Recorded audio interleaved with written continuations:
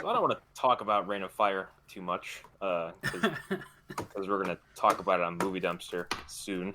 I will say that a movie this boring should not have to be watched over the course of 4 days. Oh. Ooh. Oh. A movie that unbalanced, I am that doesn't know what it wants to be. So frustrated with this fucking movie, and I'm not gonna drop any hot takes in it or say any jokes about it yet, but I'm just gonna say what it's like to watch a movie this middle of the road over the course of Friday, Saturday, Sunday, and today, because I'm like, oh yeah, well, we're gonna do the show tomorrow. All right, no, we gotta move it because Joe has work to do. All right, we're doing the show tomorrow. We gotta move it because Sean has work to do. All right, we're gonna move the show to tomorrow because now they both have work to do, and they're both trying at the same time. That's real work. They're both also trying to finish Clash of the Titans. Have you ever played the video game that they made out of this movie? There's a video game? Yeah, it's not good. It's really not good. I will tell you what video game I did play based on a certain dragon movie, but I'll get to that in a minute. But it's like, I feel like I'm coming. It's okay. There's an old Eddie Izzard bit about British cinema versus American cinema.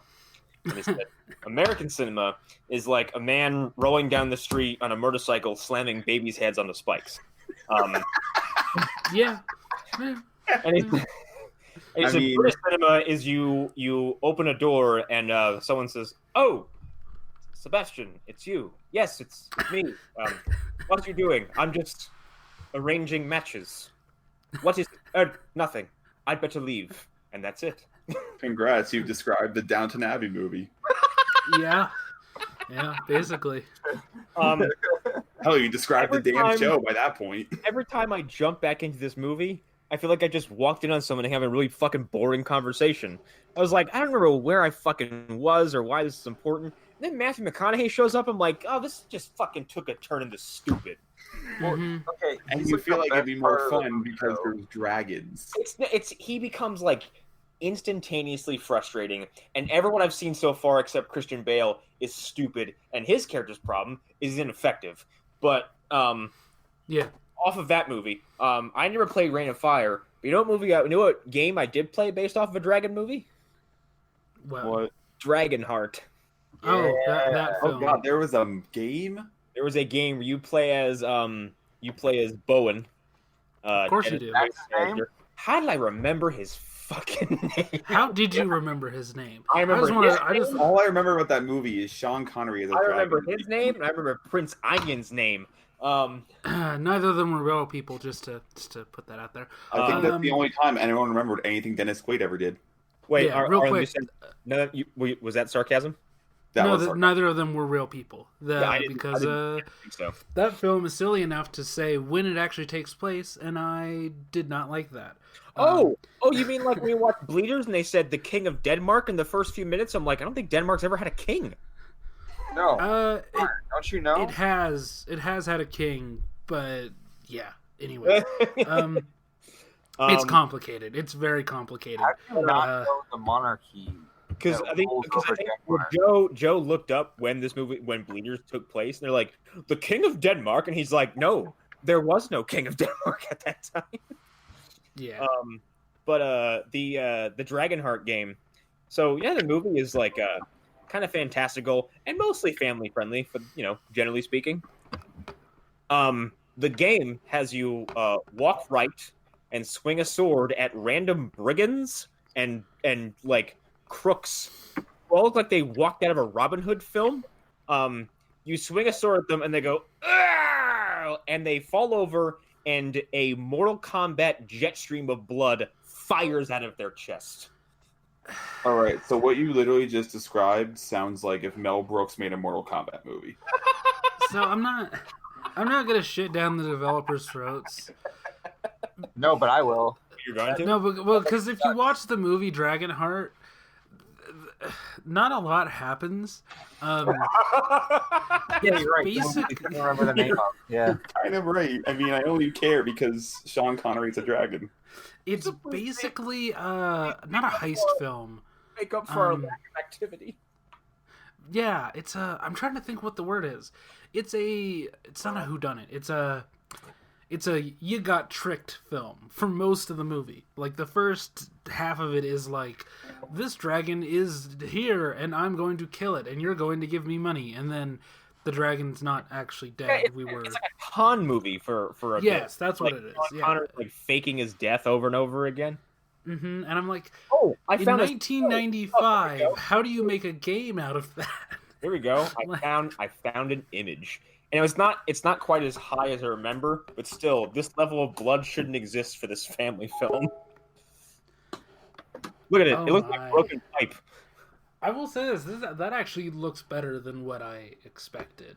I can't imagine that they got the rights to this game. What is wrong with Dennis Quaid's face in this game? Well, that's because I'm sure they didn't license his likeness, because you probably couldn't. For PlayStation and Sega Saturn. So it was like, it was fake and digitized. So it's like, it's Dennis Quaid in quotes. I mean, that's as close as I think I could get that if I was it's like if you play Street Fighter, the movie, the game. Okay, yeah, there we go. An extra subtitle, which is the dumbest thing ever. You mean the one with the digitized actors? Yes, that movie, that game, that game. Its claim to fame was like, oh no, we're the game that has Jean-Claude Van Damme. Here's the thing, he only did like, I think 25 to 50% of the actual work they needed him to do, and the rest is a body double.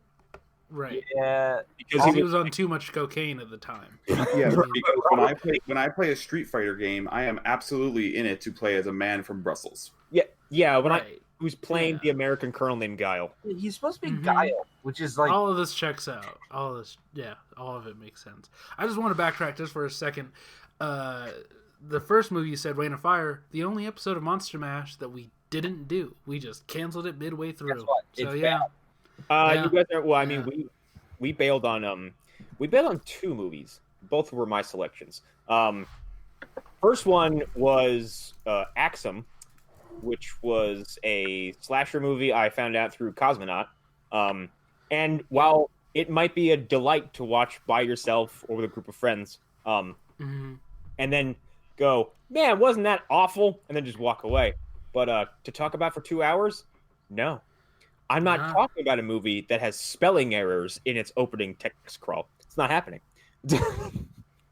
That is so bad you can't hear people talk, so we don't know what they're saying, and the editing is a nightmare. And the other film, which is one I hadn't seen in a long time, is right after we did Bunraku.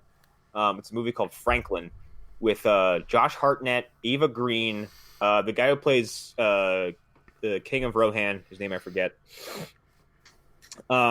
And a couple other very crispy British actors in a weird anthology series where one story is... I'm sorry, I said Josh Hartnett. I meant Ryan Phillippe. Josh Hartnett's in Bunraku. I mean, same thing. Yeah, so. You know what I'm saying?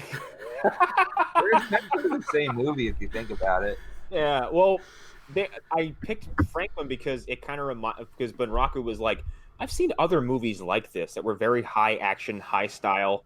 It's like a weird plot. But have no budget to do it. No. Well, Bunraku had way too much money behind it, and no one telling anyone no. So, like, that director was like, I want to do a 3-minute opening animatic where it's all paper mache and shadow puppetry, and Mike Patton from Faith No More is going to narrate it. And someone was like, yeah, go ahead, do it. It's fine. Go ahead. You do you, man.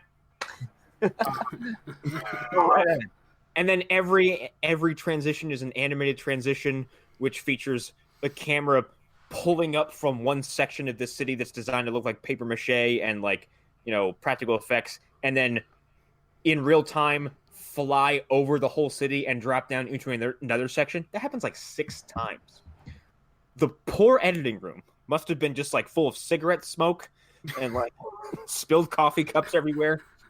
But Franklin is like, we'll do an anthology story. One of the stories will be set in a really fantastical, highly stylized city that has the coolest fucking thing ever. It's a weird, steampunky, Victorian style city where you are free to choose any religion you want. Anything. And so like at some point they are very seriously talking about how there's like the Church of Drape Runners, like The what? Huh? like you can make a religion based on anything you want. So like So like Twin Peaks, like yes, and that's where my brain went right away. Like I think there was like and like at some point Ryan Phillippe's character is naming off all these different faiths he sees in the street. But it's got a whole there's a dictatorship in there like that, and it's got its own private police who wear these big tall fucking hats. It's really cool looking, especially if you like that kind of it's kind of evocative of like Bloodborne, Gotham by Gaslight and stuff like that. And the other 3 stories are all set in contemporary settings in present day. And you're kind of like, okay, which one's bullshit? Like, are these 3 a dream, or is that what a dream? But then it starts getting weird because Eva Green plays 2 characters. One is an artist who is obsessed with her own death and is contemplating suicide. The other is the best friend of one of the other major characters. And this all culminates. Y'all mind spoilers for a movie you've never heard of? no, not really. Sure. Yeah, sure.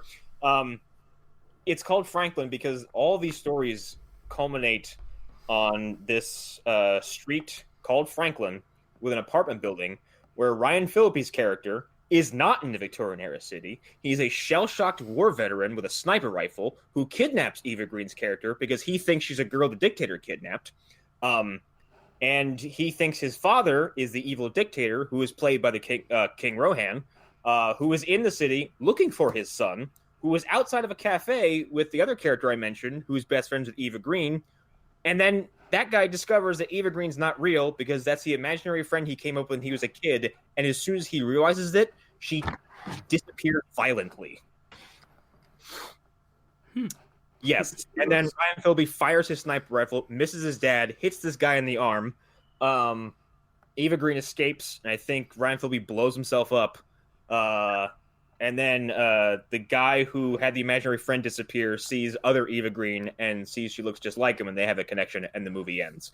It's insane. But that doesn't happen for 2 hours, so you have to sit through a lot of moody presentation and building until you get there, and it doesn't make for a very interesting conversation between 3 people. Yeah, doesn't sound like it. The trailer for that movie had me being like, how is that a movie? Like, how is that not a short film? It looks like 4 short films that someone stitched together. It all comes like, it looks like the ending feels like someone with their feet, like, just propped up against a wall with a cigarette in their hand and like their hand over their head going, I wrote myself into a corner. Yeah. I want some parent to like have their kids sit down and watch that movie thinking it's about Franklin the Turtle. I don't know why I just saw that. That was the first thing in my head. Hairy man in the white mask. Ryan Phillippe's character in the movie, in his version of the movie, that's straight Rorschach. It's Victorian Rorschach. Yeah, it's Rorschach. It's Rorschach. Look down and whisper, "Save us," and I'll whisper. You're joking, but he even talks like him too. He's like, "This city's a disease." I want to be at this city, the disease, and some guy be like, "What?" That thing has no mouth hole. Yeah. And then Damon Lindelof is there, and yeah. And there's a lot of them, and then it's just not very interesting. Then Dr. Manton just like shows up and picks up a Batman mask. Listen, if you take all the Watchmen stuff out of that trailer, that teaser was just Dr. Manhattan picking up a Dr. Manhattan mask, I'd be like, oh shit, that's cool. Fuck. That's cool. But everything else is like, if you just removed everything that's Watchmen, I wouldn't even care. I mean, okay, but this is kind of us officially transitioning into Comic-Con stuff, whether we meant to or not. Yeah, I guess. I don't know. I think more as... I started watching some of The Leftovers recently, so after kind of watching this, I'll be okay with seeing what he does with Watchmen. I mean, that's what I'm... It's not him, even though I'm still pissed at him for what he did to the Prometheus script. That was a lot of things. That was the studio also. That's the other. Also, Ridley Scott signed off on that, And Yeah, then when Scott is people like, got angry at him, he hate went back aliens. on it. Yeah. Ridley Scott not see the geologist character and go, no. Well, there's a lot of problems there. He literally has a line in that movie where he's like, I Look, love rocks. I'll be happy. I'll be happy to talk about all the holes in Prometheus in like 10 minutes. But let's get this Watchmen thing out of the way. Well, yeah, So I want to talk about it like this. I understand the whole. If you take Watchmen out of it, okay, look at it through the prism of it's a Damon Lindelof thing. That's what I'm thinking about it as. I will say I respect this quote he had recently where I guess he was approached about, well, are you concerned about what Alan Moore thinks of this? And he goes, I don't know about this. Alan Moore thing. Which is like, thank you. You cracked the code. Stop. I mean, nobody should care. Yeah. Nobody should care about what he thinks because it doesn't matter. Like you could make the best adaptation of his work ever, and it could be perfect. He could give someone a checklist. These are the things I need you to do in this way with these people with these colors, and you do it to his exact dictations, and he come back and go, no, it was piss. Or he'd come back and go, I don't even want to fucking watch it. Yeah. His comment on V for Vendetta, and this is almost a direct quote, was, well, the characters in my book, they were fascists, not neoconservatives. Fuck you. What? Fuck you. I don't see what the difference is there. Really, I truly don't. I don't see what the difference is. He's ever seen a movie, ever seen a movie that has sound in it? Like, do you think he just watches silent movies on loop in his castle? He also, I think he still sees that train video and reacts to it as if it's a real train coming at him. That's how I know. Although I will give Watchmen the show this bit of credit. Did you hear who they casted recently? No. Who did they cast? Robert Redford as President Robert Redford. I mean, here's the thing. That's great. I like it's a small thing, and it's a reference, I guess, to the books, something that I missed or just forgot. But in the books, at one point, they're like, Robert Redford is considering to run for president. Like, that's a smart touch. I'd vote for him. Yeah. I'd vote for him. I would too. I'd vote for him just so I could say to people, Hail Hydra. Oh, please, Right. yes. Yeah. Yes. Also, it's another Robert Redford performance after his third time coming out of retirement. Yeah. In a comic book thing again. I guess and I think he said he keeps coming back for the Marvel movies. He's like, my grandkids love him. He's like, why would I say no to that? So, I feel like at this point, why would you say no at all? Because of how much money you're making. Right. Dude, I would, if Marvel approached me to be like some shitty third grade character, I'd be like, yeah. I had the same thought. I have to imagine that Frank Grillo got paid stupid amounts of money for his 2-second cameo. Well, he got paid stupid amounts of money in Frank Grillo money. Okay, let's not. Right. Yeah. That was so mean. That was really mean, actually. Frank Grillo. I love I have a feeling Netflix's Frank most Grillo's bankable star somehow. Frank Grillo. Frank Grillo's gonna hunt us all down and kick our asses. I love. Frank probably. Grillo. He's doing it right now. No one has given Frank Grillo the ball yet, and they need to. The only time they did is The Purge 2, and it's the best. And it's the best Punisher movie I've ever seen. And Purge 3. Netflix has put out 2 movies where he's the star, so you got to give Netflix some credit for that. That's I haven't seen Wheelman yet, but I wanted to. Wheelman is fucking great. That's been out for like a year. And Point Blank, I haven't watched yet either, but I know it just came out. But Wheelman's a fucking perfect movie. I know we joke about him in Marvel, but I really want Crossbones to come back. I want Crossbones to come back as well. I just want him to say, I don't work like that no more again. Yeah, I don't work like that no more. That's like, I don't know why I find that moment so amusing. Well, I think it's one of the more comic book moments that's ever happened on screen. It's coming from a man who's in a fucking a bomb suit, pile driver fists. And pile driver fists and a skull and crossbones mask. It's so awesome. Yeah, it's so good. And then you think his face is super messed up after you see the mask come off, and it's just like, oh, little burn. Yeah, and he's like, that's for dropping a building on me. Like, I'm sorry, I'm yeah. pretty sure we would see parts of your actual skull. Mm-hmm. I mean, I mean, Steve should have been like, "You look fine. Like, you look pretty good." yeah. I mean, do. look at the Dark Knight. Here in 5 years. He's not all Harvey Dented up. I mean, yeah. What if he was like Harvey Dent under there? Like he was just like bones sticking out and. Well, okay, I was actually just gonna ask which Harvey Dent, Tommy Lee Jones Harvey Dent? Or... No, I mean the actual Harvey Dent, not fucking. Harvey Dent from Batman Forever didn't get burned. He turned into half a goblin. Okay? Right. Okay. He looks like he half turned into Ivan Ooze. Teenagers.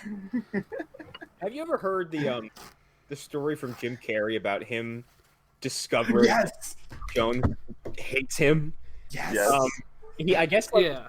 What the quote is what kills me. I really don't like you. I know what you do. Yeah. It was he saw him at a dinner and walked up to like greet him, and Tommy Lee Jones, I guess, spins around and says, "No, I will not suffer your buffoonery." And just well, it wasn't just that. He said something to the extent of, "Yes, I know what you do, and I don't like it." Yeah, I don't like it. I will not suffer your buffoonery, and then just like ignores him. I'm like, what an old man thing to say to somebody. And it was like 1997, so Tommy Lee Jones is what, like late 30s, early 40s at that point. Like it wasn't that old. Well, I think the Ty. I feel like yeah. The Ty Cobb movie had just come out, and I think that was like a passion project for him. So to see that get beaten by like The Mask and like Ace Ventura, Dumb and Dumber, or whatever came out around that same time. The guys on Mr. Sunday Movies were talking about it, and he said, like, can you imagine sitting there and you're Tommy Lee Jones and this rubber band of a man just walks in the room? You have to say hi to him. I would love to imagine what Tommy Lee Jones thinks of Jim Carrey today. I mean, I would probably imagine his opinions changed because like Jim Carrey now is not. Like, it's night and day. It's the 90s thing is so dead. Like, I don't think he wants that shit anymore. Life has beaten him down, to be fair, into what he is today. And his only salvation is Sonic. I do think Tommy Lee Jones would have a very different opinion now. It depends, I guess, on how much of Jim Carrey's career he's actually paid attention to. It's weird. He's probably like, what do you think of Jim Carrey now? He's like, I don't know how many of those Ace Ventura movies he made. 2. What? I like to imagine it's like that's true. I like to imagine he has a secret compartment somewhere in his house. He just has that whole room of conspiracy theory with like Jim Carrey and everything. He's been following his career closely because he's still pissed about it. No, it's the funny reveal. He hits a vault and he opens it up and he owns every Jim Carrey movie. My collection. He has an unopened version of Pet Detective When Nature Calls. I like to imagine that in Captain America, he wasn't even acting; they just filmed him. God damn it! He was just being that like a cantankerous old man. They were just is he improving? God, he's so good. Yeah. Well, let's pivot back to Prometheus because I've never gotten to talk about Prometheus on the show before, and I really want to. That's the film. That between that movie and like Covenant, I was like, why do you hate me, Ridley? I don't know what to say about that movie. Most of my negativity is aimed towards Covenant, so I really like. Well, Covenant got Prometheus. I didn't hate, but Covenant, I'm not a fan of. Prometheus, I like, but Prometheus is so easy to pick apart that like you're like, yeah, I can love it, but God, it's fucking. Well, the problem with Prometheus is like Michael Fassbender is just destroying that movie. Like he's just crushing it the entire time. Oh, that thing everybody else is crushing it, and like everybody else is kind of just like there. Yeah, they're all just like Noomi Rapace is like out. Fire as soon as she has to play a woman who's in constant pain because she has a surgical machine cut her open for 10 minutes. She's doing a good job, but everybody else is just like hanging. And I know like they're all just chilling. Like how upright, blah blah blah. I'm like, 1, it's the future, painkillers, whatever. I'm like 2, I'm like, you're not paying attention. That woman is sweaty and grimacing for the remainder of the movie. She does not look okay at any point for the rest of the film. Like she's constantly hunched over, like she's like, But Covenant at some point about halfway through felt like Ridley Scott's invisible hand came through the TV and stuck his middle finger into my eye. The movie is awful. Yeah. It's, 'cause it's like, fuck you, is what you wanted. I'm not even going to show it to you properly. He wants to make Well, yeah. Blade Runner. That's all he wants. Well, yeah, that's all he wanted to do. Like, there's a very clear point where he's like, I'm gonna make the movie that I want to make, where it's a movie about two robots considering life, and then after that, I'm gonna give you your real alien movie. But I'm not even gonna like put 10% of the effort that I put into the original Alien into this hunk of garbage that I'm gonna give you for the next 30 minutes. There's more effort in that special feature in the DVD, which is David's journals. Video logs. There's more alien goodness and like love for the mythos of that movie series in that rejected special feature that's not even like, you have to find it in the DVD, in the fucking movie, because him just like, it's him describing the process of how he got from like goo to xenomorph, and explains what he did to Shaw. In the movie, it's just like, oh, there she is in a table, she dead. Did you guys ever see that's that? the other thing that made me angry. Did you guys ever see that random short film with James Franco in it? Well, that was a prequel. That was made as like a ramp up, like advertising for And he's in a Covenant. movie in a pod, and he burns to death. Yeah, Even James Franco, That was- he's like, nope. that was directed by Ridley Scott's son, the director of that other Anya Taylor-Joy movie that nobody remembers. Morgan, I think. What? Yeah. The movie where she plays like a robot or something. I don't know. She's That was like not Anya Taylor-Joy, was it? That was Anya Taylor-Joy. She's in a blonde wig. It happened like right after Split, and thankfully everybody forgot about it. Oh my God, she wasn't. That movie's called Morgan. Yeah. Wow. Where she basically plays like, I mean, she plays a version of her character from Split, and kind of, yeah, like The monster from Split? kind of like, well, it's also very much Ex Machina from what I can remember. Like, the plot is virtually the same, but with Kate Mara. Weird. My favorite thing about Prometheus, as far as like stupid shit goes, is like at some point, like Idris Elba is like away from the ship, and then comes back to like the Prometheus. He's like, "That's a military installation. Where'd you get this information? How did you find this out? It's an alien species." Well, I also appreciate that everyone in that movie, as scientists, are like, "Don't touch it. I'm gonna touch it. Don't touch it. I'm gonna touch it." it's so dumb. Everyone, here's it. We're gonna repeating a lot of stuff that people say, but like, I'm taking my helmet off. Don't take your helmet off. Took my helmet off. I'm gonna drink a thing that a robot gave me. A robot. I'm gonna drink a thing. A robot who has been a cold dick this entire time. Who I very and much suddenly dip his finger into my drink. yes. Didn't he outwardly And suddenly kill he's someone like at that point? buttering me up. It's so He openly killed someone by that point, didn't he? He hadn't, but he's very passive about helping people. Yeah. Like, yeah. he has very clear affection for Shaw, which is why he makes an effort to save her when the storm happens.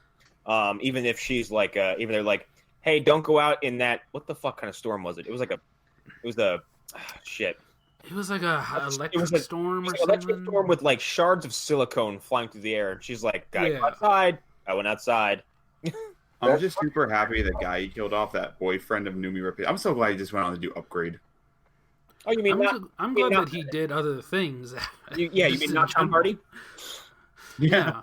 Like, he's in the show called Quarry, which nobody has seen, but it was only on for a season, and it was fucking great. I was watching Prometheus with somebody, and I was like halfway through it. I was like, "Man, I can't believe how much he looks like Tom Hardy." And her head slowly turns towards me. She goes, "What do you mean?" I was like, "Yeah, it's Logan. What, Logan Marshall Green?" Yeah. Logan Marshall Green, yeah. Yeah, I was like, "That's Logan Marshall Green." She goes, "Who?" I was like, "Did you think that was Tom Hardy the whole time?" She goes, "Yes. Who do you think I was?" Oh, Man, God. Venom can transcend roles, guys. You show her the invitation. Oh, Tom Hardy's great in this. Yeah, Tom Hardy's got real long hair. good. That's weird. Speaking of Tom Hardy, he's making a Christmas Carol miniseries for this Why? year. What? Why? Oh no, With Stephen Knight's writing it. it's gonna be fucking scary. Okay. Guy, is he gonna play he's not all the Scrooge. ghosts? No, Guy Pearce is Ebenezer Scrooge. What? Okay, all right. Wait a minute. This is a prank. The Guy idea. Pearce is Ebenezer Scrooge. Andy Serkis is the ghost of Christmas Past. Fucking. Okay. Excuse me. Rutger Hauer is the ghost of Christmas Future. Oh no. Okay. So they already filmed this. That's Yes. what you're telling me. Yes. This is already done. Okay, This already exists. I'm imagining Tom Hardy like wrapped in chains, and, like in his French sweater from Venom. And you know what? And no, he's singing the stuff from I Muppet. am Richard Marley. He's singing the stuff from Muppet Christmas Carol. No, Where's but yes, Molly and Marley Molly? and Marley. I think Who's like Tom Hardy from Venom? So he's I like, was born in the chains. American. They He's don't. just really sweaty. They don't say who Tom Hardy's playing, just that he's producing it with Ridley Scott. It's gonna be on FX, and I think that Okay. How did Tom Hardy amass so much power? I mean, he's the first person in 10 years to make a high-profile Christmas Carol movie, so that's a lot right there. Like, I mean, you're saying high profile, but this is like obnoxious. This is. did anyone see the full thing of Boardwalk Empire? I did, yeah. So you know the guy who plays Al Capone. Oh yeah, Yeah. yeah, little He's- fucking Yeah. like he's really Jacob- fucking fiery. He's Jacob Marley. He's Jacob Marley? Yeah. Oh my god, I need to see this. I love how I we just. need this now. I love how we- Both as terrifying and more intriguing than the Jim Carrey Christmas Carol, which, by the way, is one of the most frightening films I've ever seen. I just appreciate the change in Here's the tone thing. immediately. Yeah, I think every version of the Christmas Carol is terrifying in their own way. yeah, but like, Even the Muppet version. well, no, Well, have you seen the Patrick Stewart Christmas Carol? Yes. yes, I have. Which is just John, have you seen nightmare fuel. the Robert Zemeckis Jim Carrey Christmas Carol? Oh yes, I remember. I took my parents to their very first Oh, IMAX my God. movie. Oh, that was their first IMAX movie? That was their How come- first IMAX movie. My mom looks at me. She's like, "This almost made me sick. I'm not going back into IMAX." I'm like, "That's fair." And So- for Yeah, I could see it. that style of animation in IMAX must be just like god awful. Yes. And in 3D. Mm. Because like we're all, you know what, I'm going to save this movie for a transition in a few minutes. We're all put off by a certain movie trailer right now, but like the fucking going back and watching those 3D Zemeckis movies, that pocket of films where he's like, this is new tech that's going to really be a thing soon. And like, Mhm. here's everyone was like, ew, no. I know what we're leading into now. It just took me a second. Well, like, oh, please. It's so weird because Zemeckis, like, he created a brand new film studio specifically for that And it technology, ate shit. Like, and he bet his entire career on it. Yeah. Like, Okay, I'm about to admit something that I've never told anyone on this podcast. So okay. I don't remember. I think it was a Muppet Christmas Carol movie. For like from the ages of like, I want to say 7 to 9, I was terrified of the Ghost of Christmas Future. Fair. Yeah. Fair. Yeah. There's in the Jim Carrey version, he has two children crawl out from underneath. That's from the books. That's a straight up book Okay, thing. yeah. Well, here it is in startling 3D detail. Two Oh yeah. crawl out from underneath his giant jacket, walk up to Jim Carrey, and then disintegrate into skeletons and turn into dust. Yeah. It's terrifying. They took one of the most. It's the detail from when you read the book. You're like, I understand why you took this detail out because that is awful. Also- Everything. Yeah. And Marley, when Jim Carrey encounters Marley, like the trailer has him like say a kind of whimsical line where like Marley is like, "You're going to meet 3 Christmas spirits," and Jim Carrey goes, "I'd rather not." Like, ha, it's funny. He's a cantankerous old man. The movie version is that Marley starts yelling at him with a booming, terrifying, ghostly voice, and then his jaw falls off and hits the floor, and then he grotesquely reattaches it. That Muppet movie is terrifying. It's real gruesome. Fucking ridiculous. And Very few Christmas carols do I've that. talked about Beowulf before, but not like in detail. And Beowulf is like the funniest fucking movie. That And then, movie. like, I'm sorry, it's bad. It is hysterical, and because it's so goofy looking.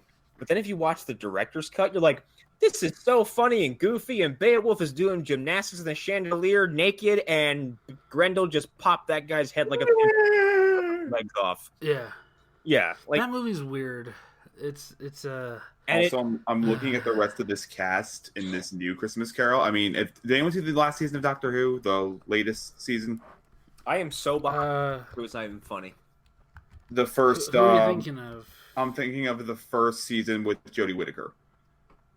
No, I'm talking about like which character. The person who played Rosa Parks. Oh, What? okay. Is Mary Cratchit. Yes, Hunter, the show where they go through history and time. Yeah, Rosa Parks shows up. Yeah, that happened. Hunter, he's palled around with Vincent Van Gogh. Actually, that episode's like one of the best in the series because he it's brings one of the better ones. Vincent Van Gogh was a man who's convinced he's never going to leave a legacy, and then the doctor brings it to the present day and shows him an art gallery of all his shit, and that man breaks down and cries. Yeah. And then I think he kills himself later. Yeah, and then he's still it's so good. But he has this speech where because his companion is like, but it didn't work. We didn't save him, and he's just. It's great. Although he does run into and I'm gonna steal this from Laser Time today because I heard it and laughed so fucking hard I almost fell out of my butt seat. Bill Nighy, the science guy, he walks up and tells him that he's one of his favorite artists. I always thought it was weird that he's dressed exactly like Matt Smith. And they don't address it at all. They're wearing the same wardrobe, and it never comes up. Nope. It's just yeah. We've all seen the Cats trailer, right? You mean AKA the scariest and funniest movie of the year? Yes. That movie. I don't think I've seen this. Oh, Hunter, what the fuck? I think Hunter's joking. He's being facetious right now. Wait, did you put this in the chat? Yes, Cat. God damn it! When? Can we get a live reaction Like a right week now? ago at this point. Hunter, Can we do a live reaction? you can't possibly confuse it with anything else. It's the horrifying movie that has what's his face playing. It's in the chat. Go watch it, Hunter. I want a live reaction. Cat. So Yeah, no, I know you're talking. with Jason cat. Derulo. Okay, I thought you said the catch. I'm like, what the fuck? oh, for a second I thought Hunter said Cash, and I was like, is it like a weird horror movie about internet cash? Oh no, Yeah. Nope. Cat. Okay, so we all have seen the Cats trailer. Yeah, we've all seen the Cats. Okay, I was really excited to see the live reaction to someone who has somehow avoided this trailer. Yeah. Oh, I saw it. I was in another state, and I was on the road when that trailer happened, and I was like, okay, I don't have very good internet right now, but I gotta see what this is. It's like a thumbnail. And, oh my god! Horrify you. I just sat there and I'm like, I swear to God, something better save this Comic-Con weekend because if this upends the whole damn thing, I'm gonna be upset. And there's a fantastic video by the Corridor Crew, which, by the way, is like becoming my new favorite YouTube channel. Yeah, they're great. Because they're really good. For those for 100 John, you may not know, it's they're a special effects team. They're a visual effects team, and they've started doing react videos to Hollywood CGI, and they tell you what qualifies as good CGI and what makes bad CGI, and they tell you all the effects that go, like all the little pieces that go into it. And you learn a shocking amount about special effects. But they react to the Cats trailer, and like it's just one of them going, "Okay, this technology is fine, but why would you do this?" Well, they made a lot of points. For one, these characters should all be wearing clothes. Yeah, which is something I have to endorse completely. One of them, I think it was Nico, was like, "Why are some of them wearing clothes, and why are some of them stark naked?" Do you know what Cats is about? Someone broke the. I know Cats is the result of what happens when someone doesn't say no to Andrew Lloyd Webber and he just dives headfirst into a mountain of cocaine. I mean, that explains most of the 80s. It's about you just described, but specifically this one, I feel like it's about a cult, yeah, dude. Yeah, I heard it. Well, yeah, I heard someone described the plot to me. It sounds like a big like the end goal is the afterlife, which is like okay. Yeah, it's American Idol, but the goal is reincarnation. That's my. Why does that have to be about cats, or why is that? I don't know. Cats. I will just say this: cats would want that, I guess. I don't know. If you guys follow him on Twitter, Scott Wampler of Birth Movies Death does a comedy podcast, and he went to go see like the live show of Cats, and his reaction with the other two hosts might be one of the funniest things I've listened to all year. Yeah, it's a pretty good show. It's insane. The fact that this is even getting a movie. I've heard it called the. Oh, excuse me! I just bit into that fucking Little Debbie oatmeal pie. Oh my god! Oh god! I would- How are your teeth not falling out I already? need a fucking duck, John. For some reason, Little Debbie made one of those oatmeal cream pies. They made a double-decker version of it. Yeah, they made a slight against God. Okay, hang on. I'm sorry. I feel like Little Debbie's is secretly a way to thin out the population of the world. Yeah, Little- I mean, It's like Logan. they've never seen Jurassic Park or the classic Jeff Goldblum scene. yeah. So yeah.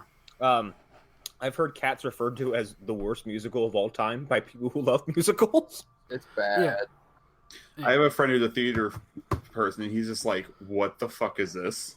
Oh, me too. My friend Mike is a stage actor, and he was like, "This should not be a film." He's like, "It doesn't work as a film." He's like, because once you start blowing things up into real life proportions, he's like, all you have is this LSD infused nightmare. He's There's like, a it cat- doesn't look right. There's a cat named Rum Tum Tugger, which is Right. I'm sorry. One more time. his name is Rum Tum Tugger. Rum Tug Tugger. That sounds like- Rum Tum Tugger, played by Oh, Jason sorry, Derulo. I got the sounds like- nightmare feel wrong. That sounds like a sexual position. I'm not even kidding. Run. I mean, No, Thank you man. for Rum Tugger. Why don't And, we- I and then mean, James yeah. Corden plays Bustopher Jones. Fuck off. What? it's really, it's just, And then it's like half these names are either really silly or just don't make a damn bit of sense. Like, okay, Taylor Swift is Bombalurina. Rebel Wilson is Jenny Any Dots. I mean, Okay, you know how- Wood Rocket's gonna have a very hard time when this movie comes out. Okay, you know Rumble how, Teaser, um, Skimble Shanks. You know the only- how Akira Toriyama is like really bad at coming up with names, so he just settles on like stupid ass simple words. yeah. This is like the overcorrected version of that, where it's like everything has to be super silly. Well, here's what it reminds me 75 of most. syllables. And only one person has a normal name in this entire movie. It's Gus. It reminds me of The World Is Not Enough, when they ran out of James Bond names for the women, for the Bond girls. What so is you his get name? Dr. Christmas. yeah, Dr. Christmas, and the main pun around her character is I heard Christmas, or I was always told Christmas only comes once a year. Oh yeah, I remember that. What a great Yeah. movie. Mm-hmm. I anyways, they just Speaking ran of out. Beowulf, your I- boy Ray Winstone's in this. he Yeah, is, he is. but he is the Of only course he character is. in that movie who is not digitally like Anthony Hopkins looks like Anthony Hopkins. Robin Wright looks Right. like Robin Wright. Angelina Jolie looks like Angelina Jolie.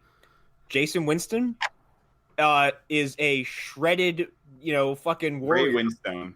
Ray Winstone Ray- is a in real life a very portly Britishman, Mm-hmm. and in yeah. the movie he is a shredded Adonis.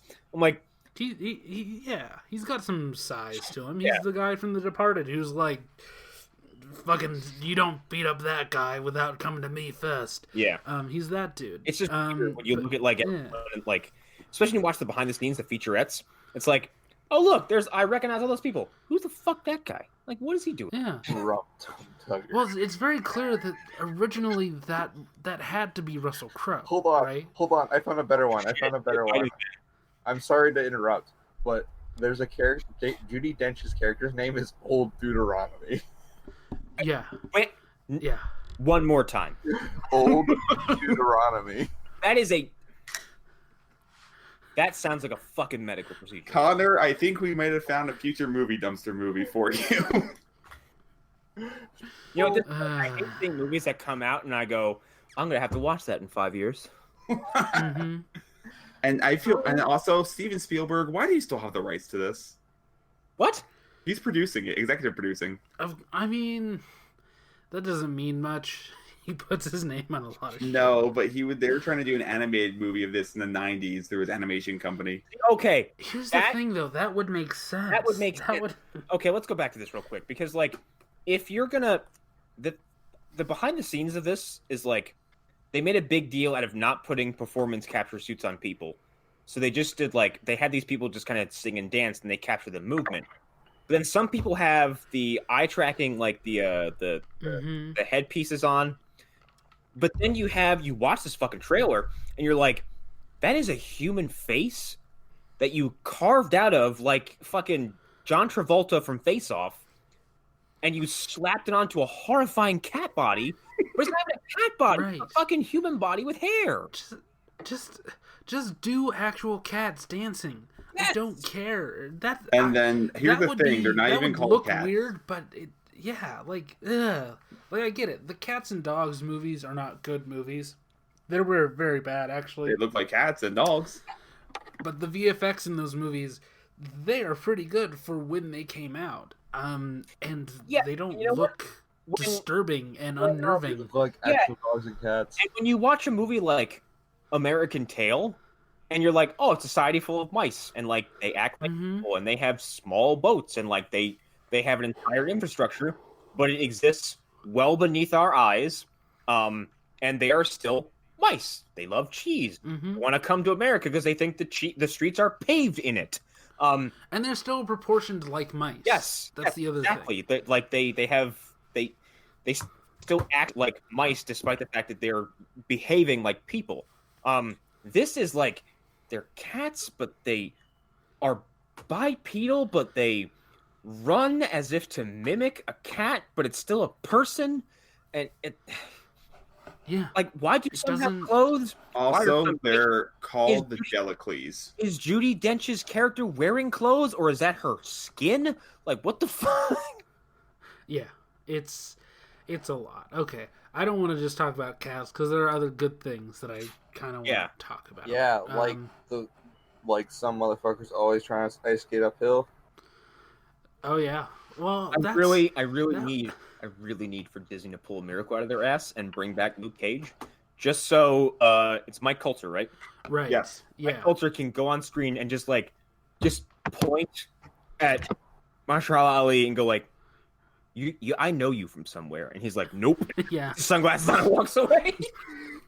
Nope. God, No idea who all you're talking those about. announcements made me giddy like a child. Yeah, those did, but here's the thing. We've been talking for months about, well, they'll bring back the Netflix characters, right? Nope. They're not going to just abandon those characters. Oh, this is the Mahershala Ali makes me think they're 100% just like, what is Netflix? Well, What is okay. this Netflix? Well, also, Marvel? Okay. Spoilers, didn't his character also die? He did. Oh, he died hard. He gets pushed off a balcony and gets his head crushed with a microphone stand. Mm-hmm. So I agree and I yeah. disagree with that sentiment, by the way, because they brought back J. Jonah Jameson, and like they could easily work around that. Also, Yeah. what's her face from Luke Cage was in Civil War.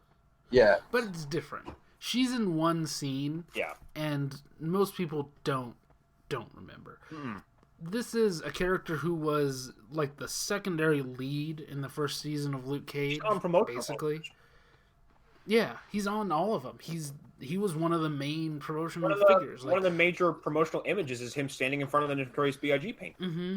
that B.I.G. I would- painting I is would like definitely- a set piece of the show. It's Yeah. the thing that tells you who controls Harlem. Mhm. It's their version of the Iron Throne. Mhm. I do within think, that show. I do think that there is like a chance that they're going to come back for like Disney Plus shows, but I'm not sure it's going to be Mike Coulter and like all those people. I don't. Yeah. I was thinking about that. There's also the possibility they could put them on Hulu because Disney does own Hulu now, and that could Yeah. be more of an I don't adult think that's a fare. question of where they would put it. It's just, will they actually Yeah, will they do do it it? or Is a not? better. Will they actually do it? And will they acknowledge that continuity? Because I've said for a long time that those shows take place in their own pocket first. That's why I don't some feel things that bleed in. Well, would Doctor and some Strange in things the don't. multiverse kind of open that door a little bit?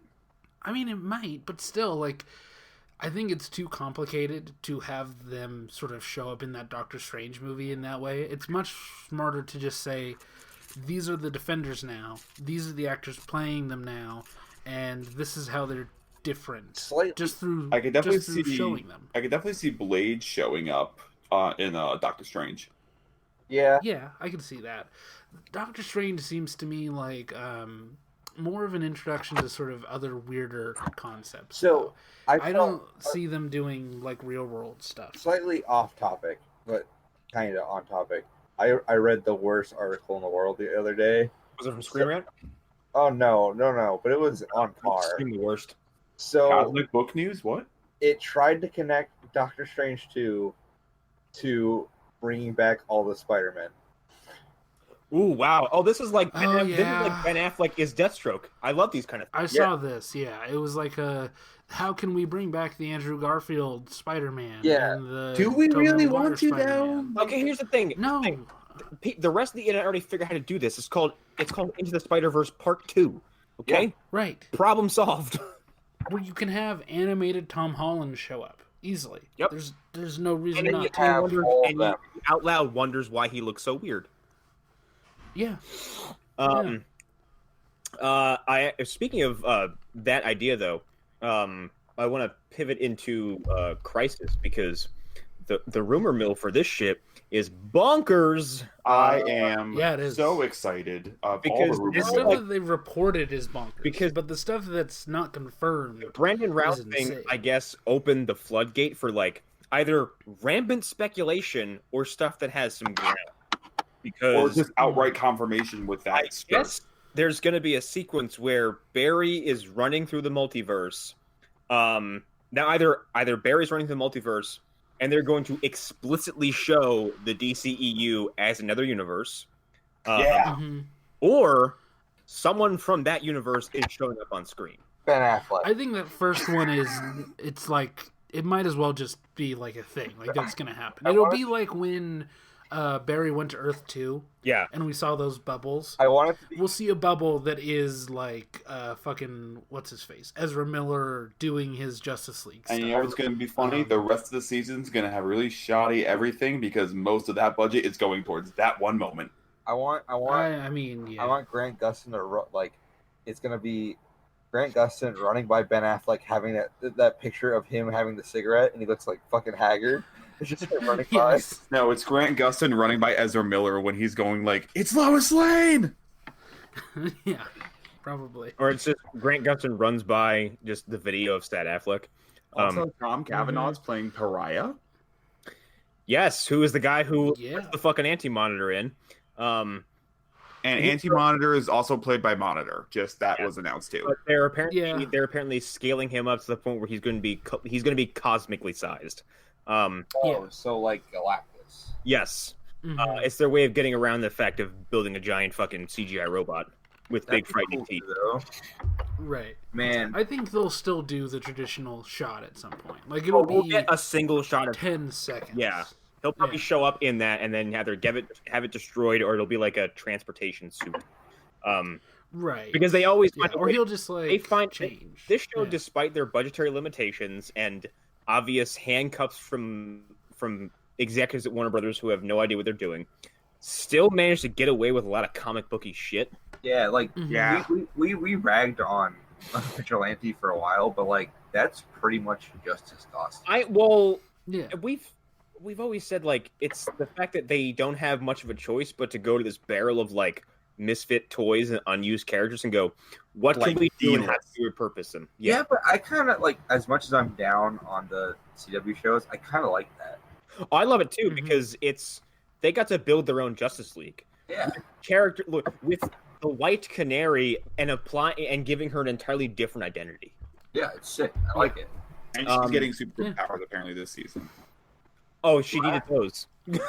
I mean, I feel like it's Also, pretty Lois- obvious what she's gonna get. She's gonna get a canary cry, right? Am I alone? Hoping. I mean, they said it's like it's some timey-wimey weird time travel thing that happened as to why she gets it. There's also not even speculation, but like the guy who plays John Diggle. Fuck, what's his name? Ramsey. David Ramsey. Yeah. David Ramsey dropped like unsolicited Green Lantern teaser during How an dare he? Stewart. How dare I mean, like, we didn't. completely Don't do Yeah. this. For me. Don't do this. he was like, I mean, they set it up. he was So like, yeah. blah blah blah blah blah blah, and explore the Green Lantern mythos. Blah blah blah blah blah blah. And the question was like, how is Spartan going to deal with like, being more of a family man this time around? And then he just throws that in the middle, and no one asked about Green Lantern. Mm-hmm. Also, good on Burt Ward for coming back. It's random, but you know what? Good for him. Yeah. Also, mean, his suit design, the concept art got leaked, and I guess like that design is concrete. It's fucking green. Also, the new suit for Laurel is like the best looking Black Canary suit this show has ever seen. Yeah. It looks out of Injustice too. It's the black and yellow shit. It's the leather jacket, the black and yellow designs. She got the domino mask back. Looks awesome, and I've also never been a Laurel fan. Also, I'm going into the universe, but not so much on Arrow. Supergirl's new costume, I think, looks pretty dope. Yeah, it's pretty good. There's that one also was invoking some Injustice designs, which the designs of Injustice 2 are some of my favorite parts about that universe, because all those redesigns are fan-fucking-tastic, because everyone looks like I'm like, oh, Superman's suit is armored. I'm like, that's cool. I don't know why he needs an armored suit, but it looks like ceremonial armor now. I like battle armor Bane. Yeah. Right. This upcoming season of the entire Arrowverse, between Crisis and Arrow's final season and whatever we have coming up with the others, I'm so excited, more than I've been in any other season of the shows this year. I'm excited for Crisis, just not everything else. Well, it's because I think the problem after Crisis is going to be the letdown, where it's like the build-up is going to be great. The event. I'll be excited to see what Flash does post-Crisis, how that gets explored. Yeah. Apparently, that's going to have ramifications. Well, if the two shows are going to be affected by it most are Arrow and Flash, because Oliver's going to die. Arrow's going to end by that point. Yeah, and Barry is supposed to die in this event, and I think someone from the CW side says that the monitor's going to show Barry dying the exact same way he dies in the comic book. He's going to disintegrate. Wouldn't they have changed that because of the deal Oliver made? I think that's what we're going to find out. Yeah. So I think that newspaper article, I think it might get undone. That might be sort of the big. Well, because originally Barry disappears when he goes back to save his child self from Eobard. Yeah. But I'm assuming because Eobard went back in the first place and got stuck there, everything... Yeah, because that's what creates the Tangent Universe of the TV show, is that Eobard goes back and tries to kill Barry as a kid, and things change.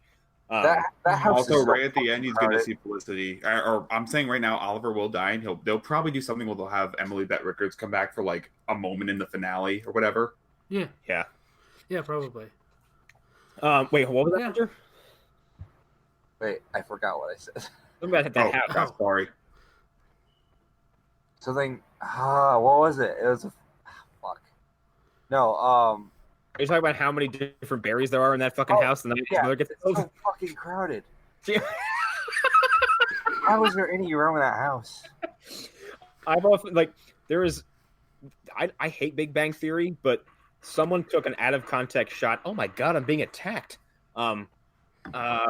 Someone took a shot from that show where everyone's standing around in Flash costumes and just put text saying Barry's house when his mom died. Yeah. Yeah, basically. It's I'm just imagining a bunch of Barry standing around going all right, which one of you is at the Flashpoint? You need to leave the fucking room. Ezra Miller shows up. Oh, damn it. Yeah. Wrong universe. Wrong universe. They're just Eobard's in the background going what the fuck? Cisco won't stop bitching. Get out of here. Every time he wakes back up, one of the Flashes just punches him back out again to figure out what the hell's going on. He just wakes up and is son of a bitch, don't punch me! Stop punching me. I want to know what's happening just as much as you guys do. Yeah. That becomes the twist for the next time he's the villain. It's when you told me this thing when there were 5 of you. There were 7 of you in a room.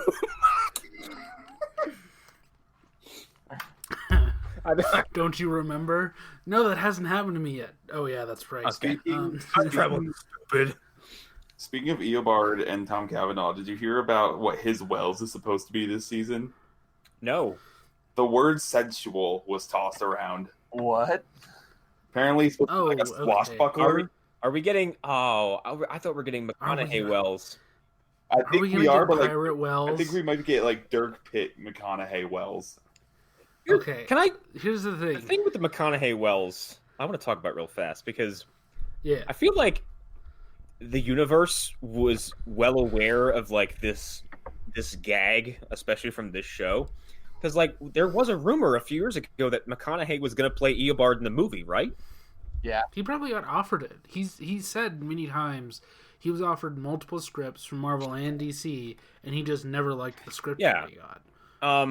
And then Boss So, Logic yeah. fueled that by doing a Photoshop job where he put McConaughey in the reverse Flash armor. You didn't like the scripts? He didn't like a deep Yeah, he didn't like script. Yeah, I'm so shocked. He didn't like any of those Flash scripts for those Flash movies that haven't happened. I kept dying in the water. Oh, weird. But then, like, for that joke to go as far as Tom Cavanaugh, who plays Eobard Thawne, would then play a Matthew McConaughey parody talking to Tom Cavanaugh as Harrison Wells, who is also Eobard Thawne, is just, like, too many layers of, like, no, you're all aware of this. You made a joke. Right. I love you for it. Yeah. Now I just need, like, that Wells from that Earth to be like, oh, Eobard? Oh, yeah, I'm also Eobard, but I'm not a speedster. Oh my god, if it's Eobard, but it's like, hey, what's up? I'm Eobard. All right. My friend George has the best version of that, where it's like, All hello, right, Barry. all right, all right. I killed your mom, Barry. All right. Should have drove a Lincoln. Yeah, I was gonna say, if you excuse me now, I'm gonna go my Lincoln and drive off.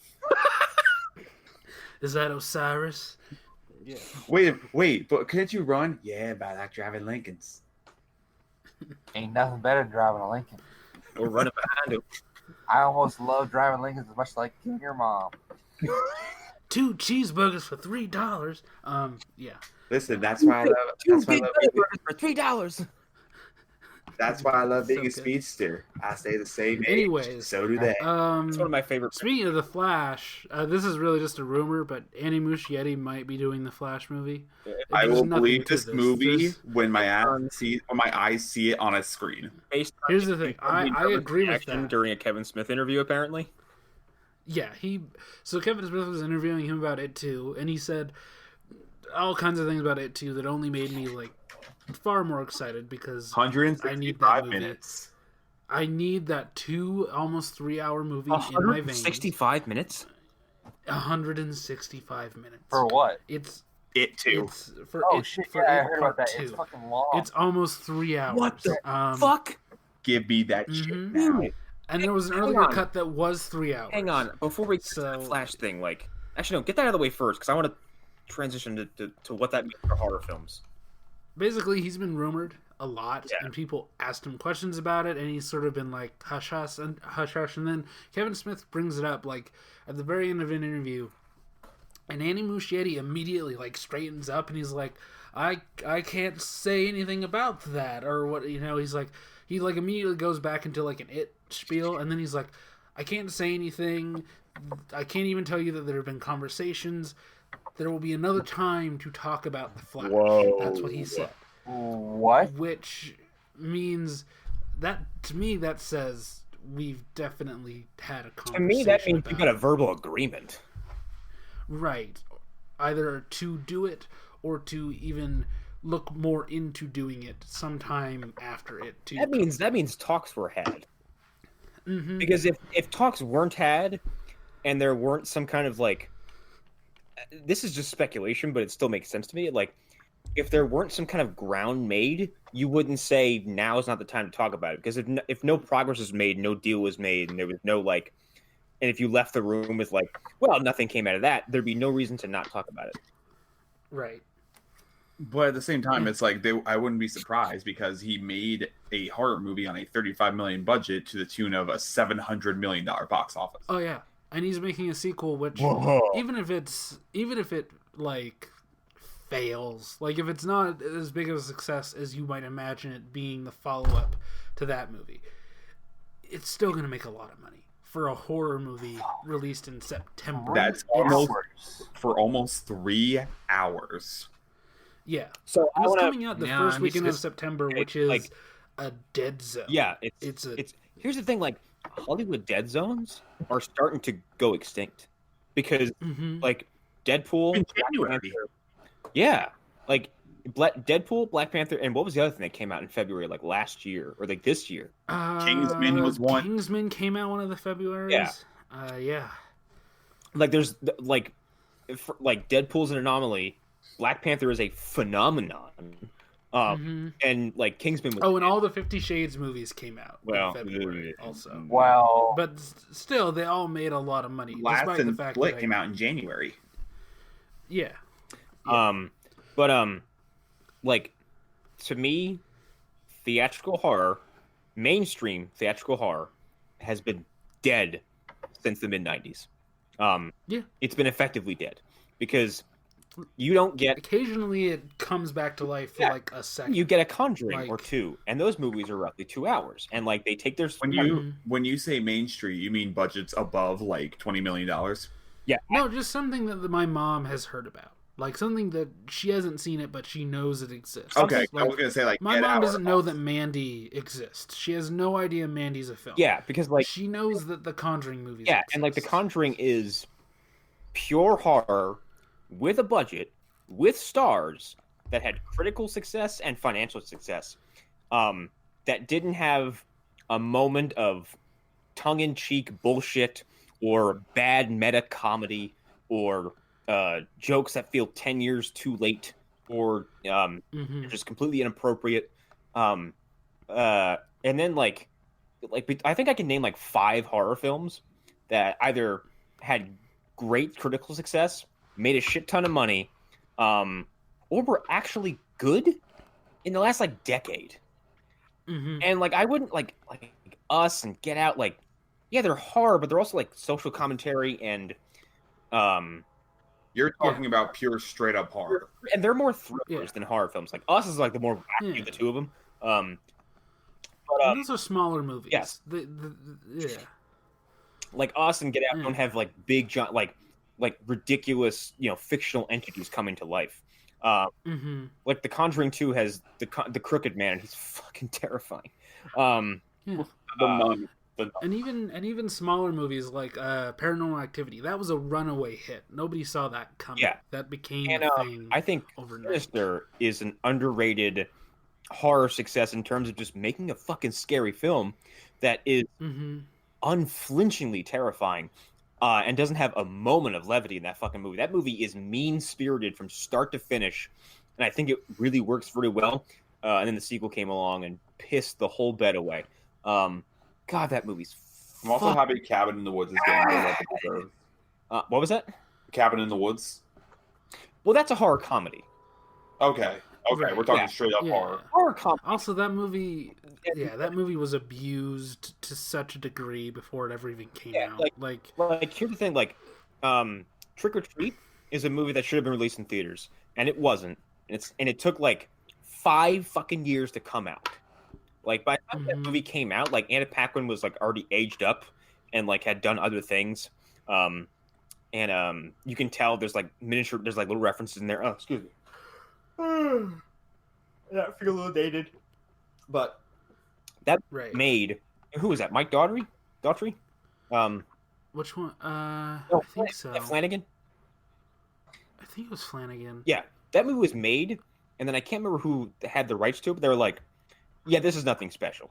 And tossed it on a shelf and just let it collect dust. And then didn't release it in theaters. They just dropped it quietly on VOD and DVD and called it a day. And that movie's fantastic from start to finish. But like good, really serious, budgeted horror films, impressive special effects, you have to go find. I think actually The Ritual is one of the best horror films I've seen in a long time. And The Ritual has one of the most bonkers monsters I've seen on screen in ages. Me, Hunter, and Arlen were all like, what the fuck is that? Like, oh yeah, that thing. It's so well designed. It's like so creepy. Look, John, have you seen The Ritual? the ritual. I do not believe so. No. It's 5 guys go hiking in Norway in the Oh, in that's the on wilderness. Netflix? Yes. Yeah. Oh, I'm They go meaning to see hiking this. after.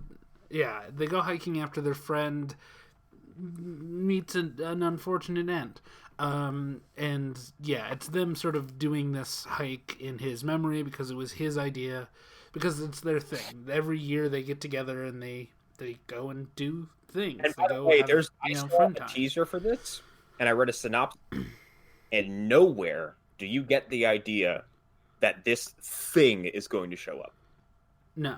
You think it's going to be like a psychological horror movie. Yeah, it's sold based off the trailer. You go into this thing and suddenly like, oh, something fucking huge is grabbing people, gutting them, and stringing them up in the tree branches.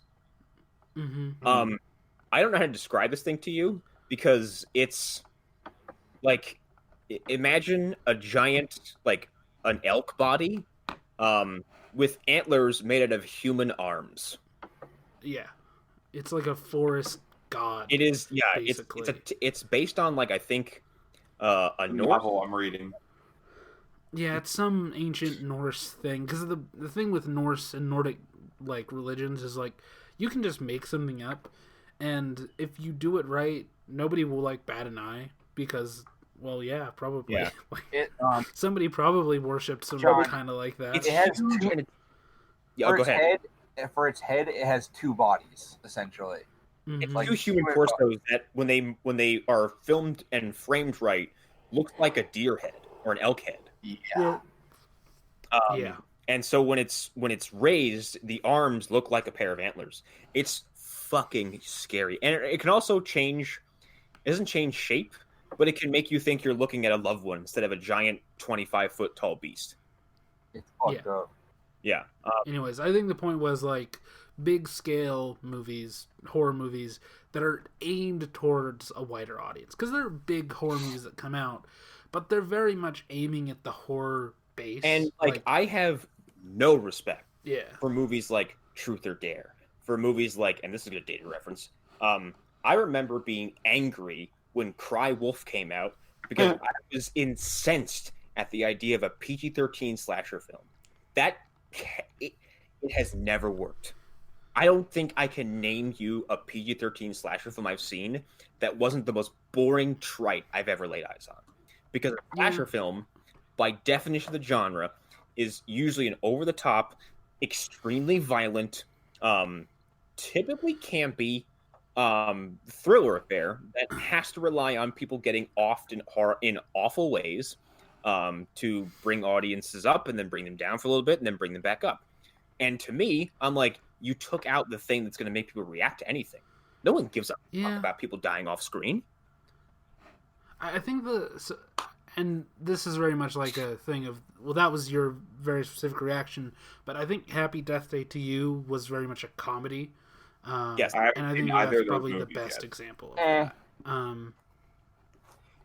But I'm just saying, like, that's the best example I can think of something where it's a PG-13 slasher that I know people really grabbed on. And see, my thing with Happy Death Day is I would have liked it a lot more if you took that character who was reprehensible at first and showed her getting offed in really gruesome ways for a little while.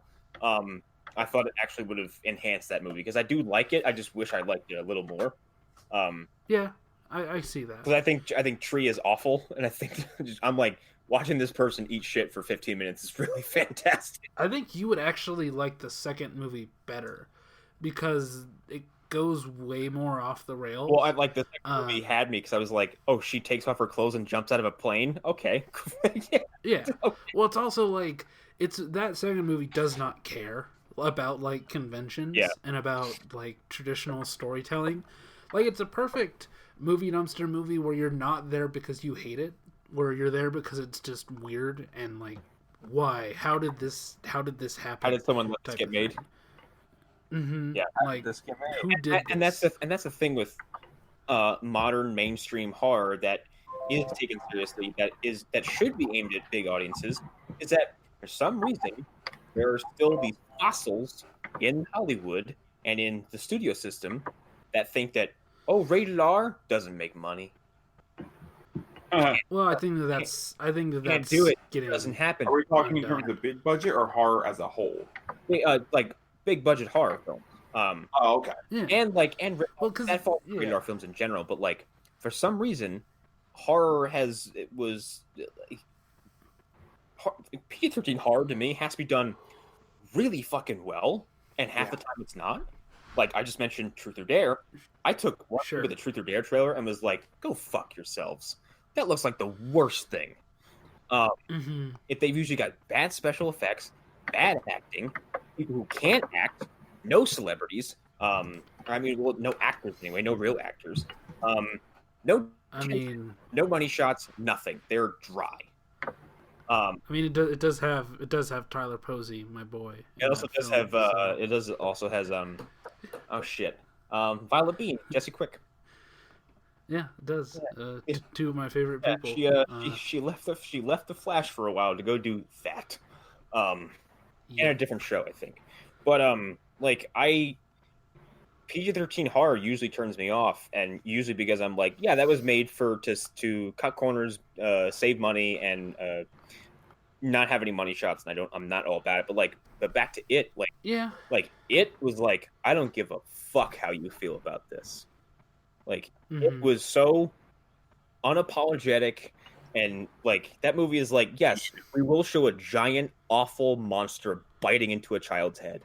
We will show an awful, awful clown monster tearing a child's arm off. And one of the reasons why I like Stranger Things a lot too is because you have no problems putting children in terrifying peril.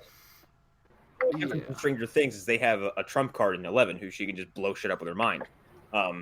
But the dangers they face in Stranger Things are all disgusting, all totally terrifying, and all could kill you violently. In fact, I didn't know anything about Stranger Things when I first sat down to watch it. I knew nothing at all. Good way to watch it. And I went into that. I was like, "Holy shit, this show is insane." Did everyone here see the latest season? I'm almost done. I did. Okay. It is like the monsters that show up on this season. Oh, they're so cool looking. The monsters made me angry because the Demogorgon in season 2 pissed me off because I was like, this is just the same thing over and over again. And it's not like Aliens where they put the work in. Yeah. Well, this is where, because in that movie, there's 100 people in suits, and you see behind the scenes footage of people putting on those suits and staging those battles, Lord of the Rings style. Season 2 of Stranger Things is literally cut, copy, cut, copy, cut, copy. It's literally copy and paste. Many different Demogorgons over and over again, and it's just like, why? Because the Demogorgon, it's the most boring monster design I've ever seen. Well, if you remove the next 2 seasons, it's like, okay, yeah, I get it. It's like a flower with teeth. But I'm not there for the Demogorgon. I'm there for the fact that where it comes from. Sure. Because also it's a very good my first monster. Exactly. Right. This is your starter monster. But then but we're gonna get better from here. But then right? At the end of, I know it shows spoilers. There is a Demogorgon in season 3. I won't say where it is. It shows back up, and you're like, huh? We're going back to the well. Yeah, I really hope that they're doing something else. It looks like it should go like. Right. I mean, we were talking in the chats earlier. Show me a Demogorgon that's melted to a human, put into the fly machine. The thing with the monsters from season 3 is that they are disgusting. That thing is gross, because once I figured out what the purpose of the rats was, I was like, that is foul. Please do more of it. Well, you see them exploding in as they're melting. Without getting into it, there's a moment in episode 6 where I literally was enthralled and grossed out. Talking about, because that was when I was like, oh, that's how you get away with having those 2 characters murder real people. By having them turn into slime. Yeah. Also, they kind of were able to do 2 different monsters, because they did the Thing or a body snatchers thing with it, where it's I kind of wish that there was a person who was half melting, and they're car like the thing. Yeah, that would have been cool. But like and it took me a minute to realize what was happening, which is like the mind flayer can't physically enter our world because it doesn't have a body. So yeah, he doesn't have a physical form. Make a puppet body, so it does so with dead meat that it then repurposes into limbs. That's disgusting. It's so I good. love it, but that's the other thing with it is that it is gross, violent, incredibly mean spirited, but at the same time, it's dark. Well, and we talk about this all the time. Like that movie then spins that shit back on the villain so hard at the end. Oh yeah, it's so good. Because I love the idea of children in a horror film who have been getting pushed around, physically and psychologically tormented, and then not being saved by a Deus Ex Machina or a good ghost or some kind of like some like nebulous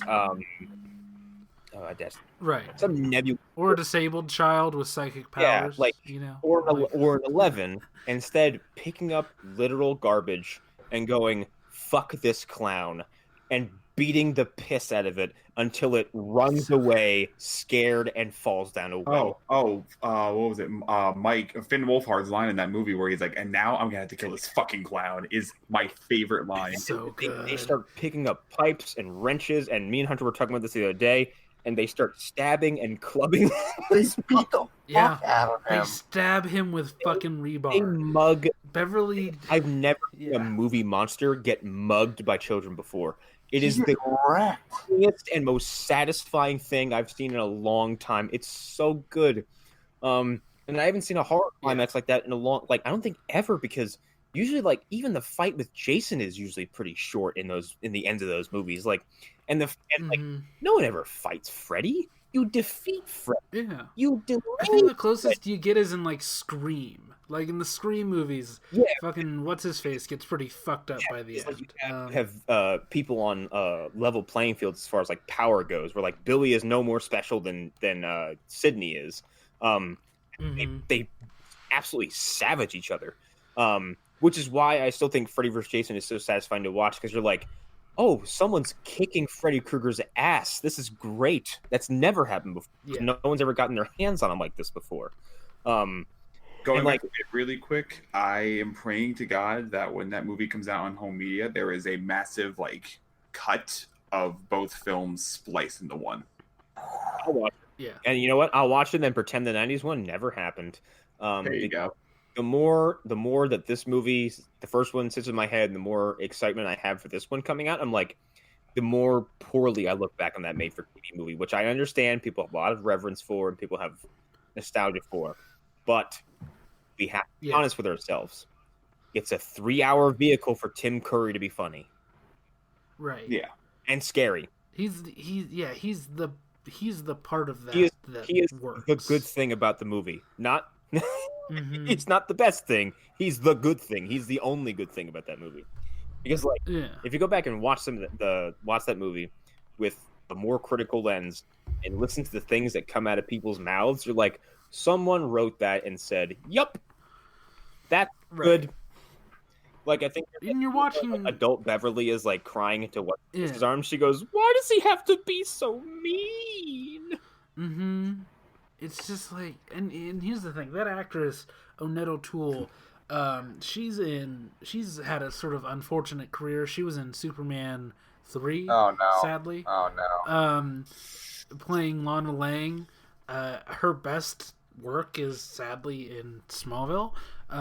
Somehow, I don't know how that happened, but it did. Well, for me, there it is. We went an hour and 15 minutes without that show coming up.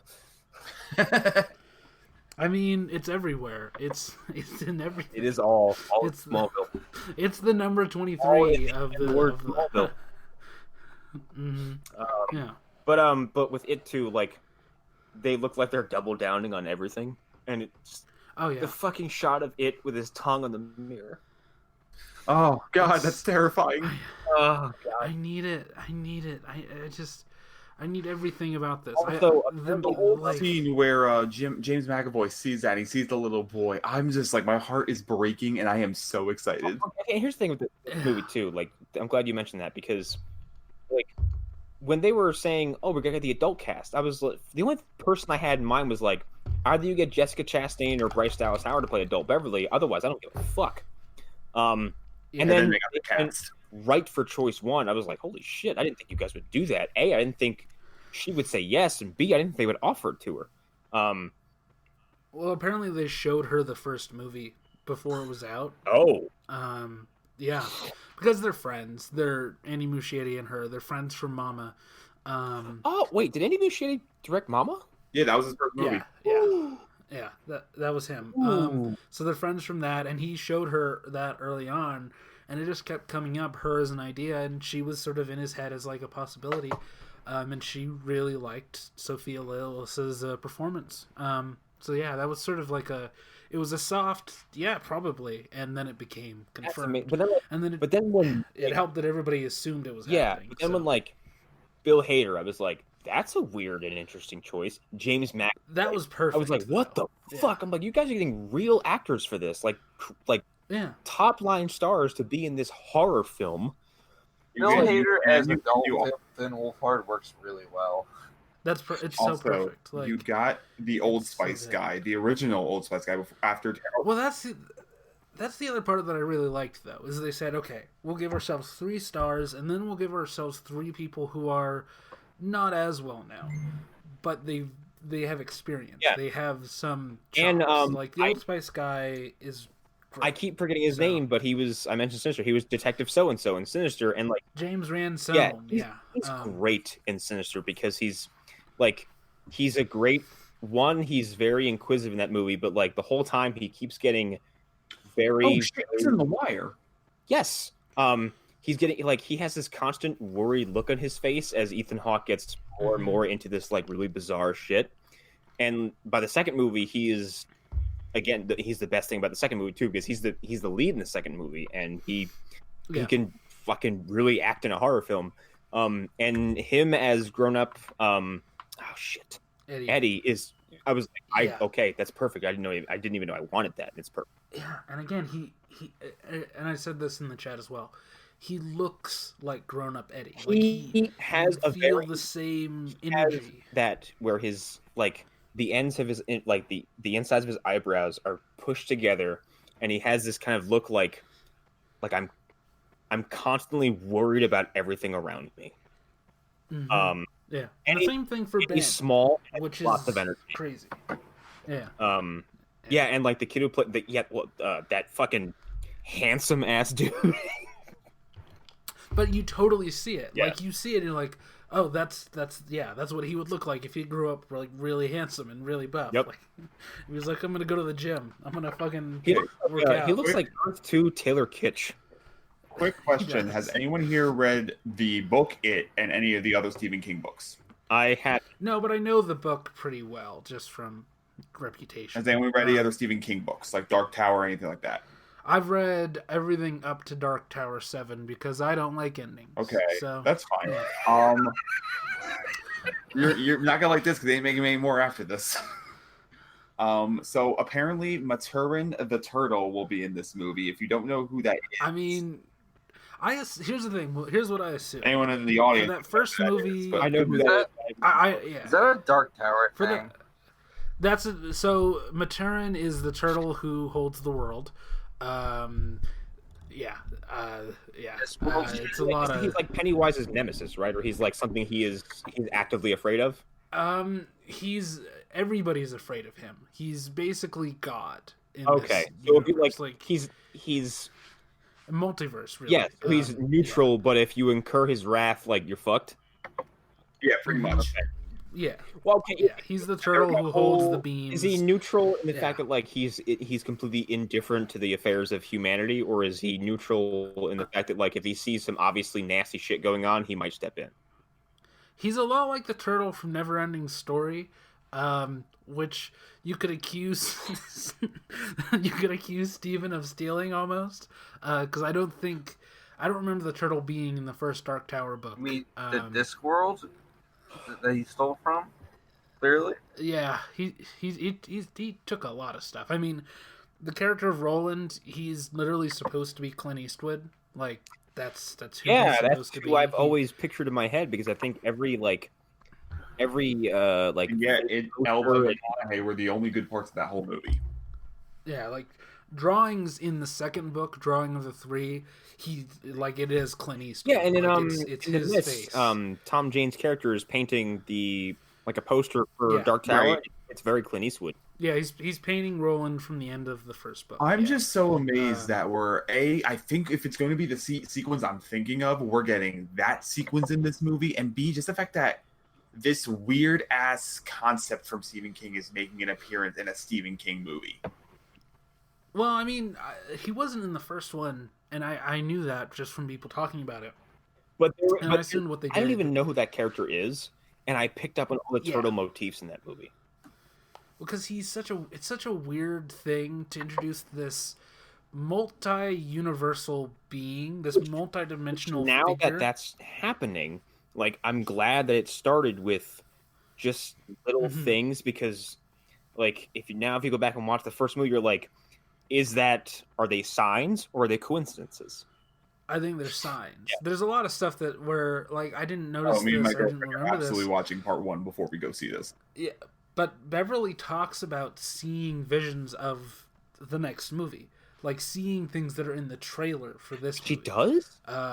Yeah, she talks about like I see each we're other together again. Yeah, I see us together again, and we're scared. why is there a turtle? Yeah, maybe. Basically, to make a long story short, there is a scene like when they're kids where they all get really high. Right. What? I think John is referencing the infamous rape. Oh, scene, no, not rape, Something else gang entirely bang. different. Oh, okay. But no, there's this thing called the Ceremony of Chud. Yeah, which was They in all the first fuck. film. Yeah. They all fuck. Yeah. And Chud is this. It's one of those motifs that is throughout the Dark Tower books. There's a city called Chud, I think. Now, I think it's a city. Also or in the something. book, they like go into a log and they like basically have like a vision quest where they're all sitting with a bunch of like smoke going around and they try having a vision quest. Yeah, there's a lot of stuff. There's a lot of things. These visions, these motifs don't have anything to do with cannibalistic humanoid underground dwellers, do they?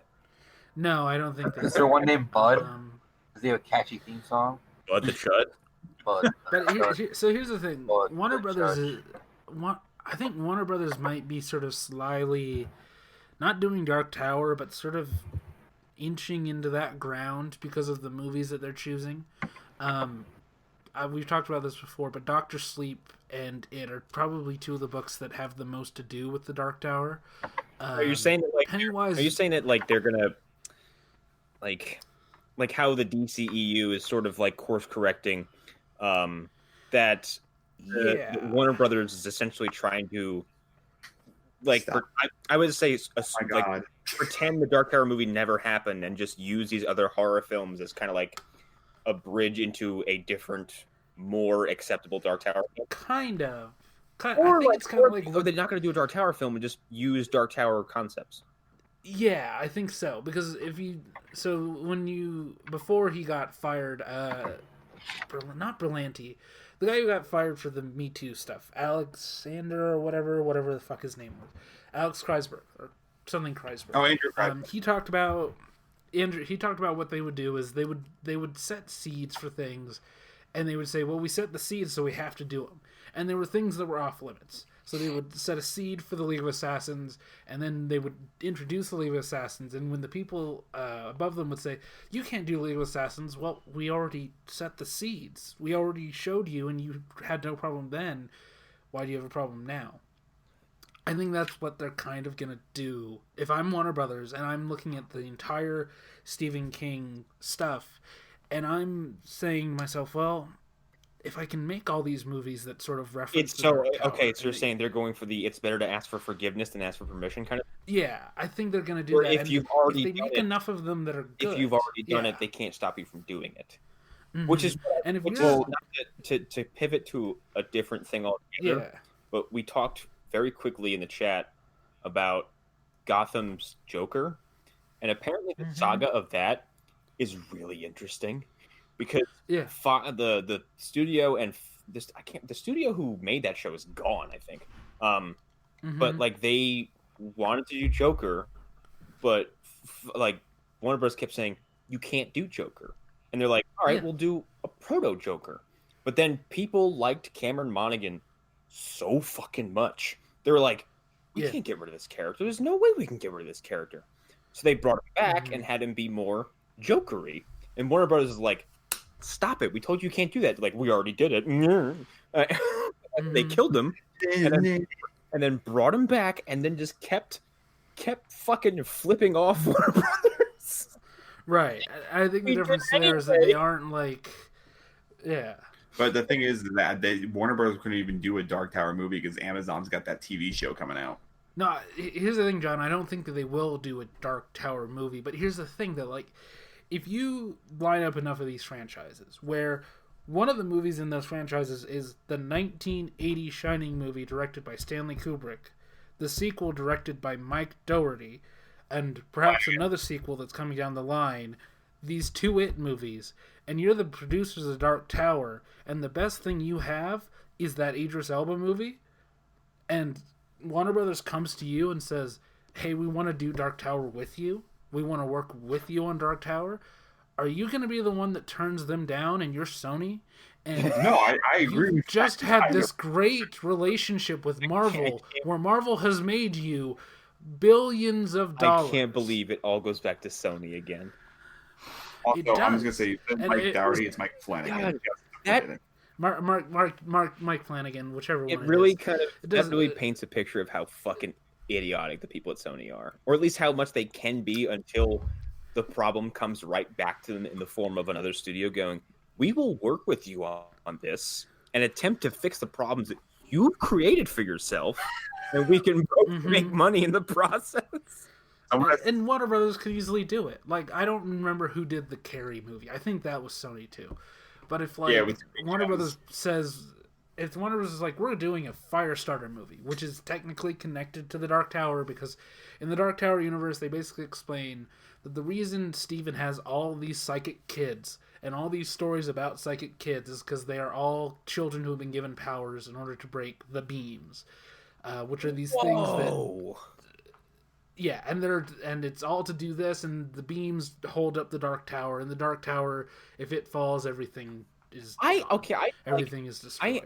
This is an admission of guilt, I suppose. Like, I've given Stephen King a shit ton of credit over the years.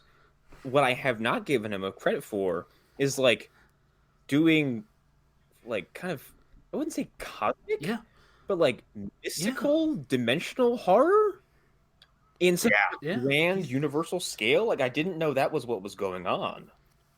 Yeah, it's very slight, and it's not like Stephen King essentially made a whole universe like so slyly over the years, and he doesn't comment on it, and he hasn't had like the Avengers happen, like that hasn't happened. Like, I wish Dark Tower was a book that devolves into like every main character showing. I kind of like. I kind of like the fact that in this universe you had, we have all these psychic kids who are supposed to do this thing, but then because they're humans who are flawed, Carrie blows up a school. Like, it murders hundreds of people and does not go on to do this, like, this grand purpose that was designed for her. Have any of you seen that Castle Rock TV show that's on Hulu? Not yet. I have, yeah. And that plays into it kind of, and I feel like they're sort of hinting at that for later on.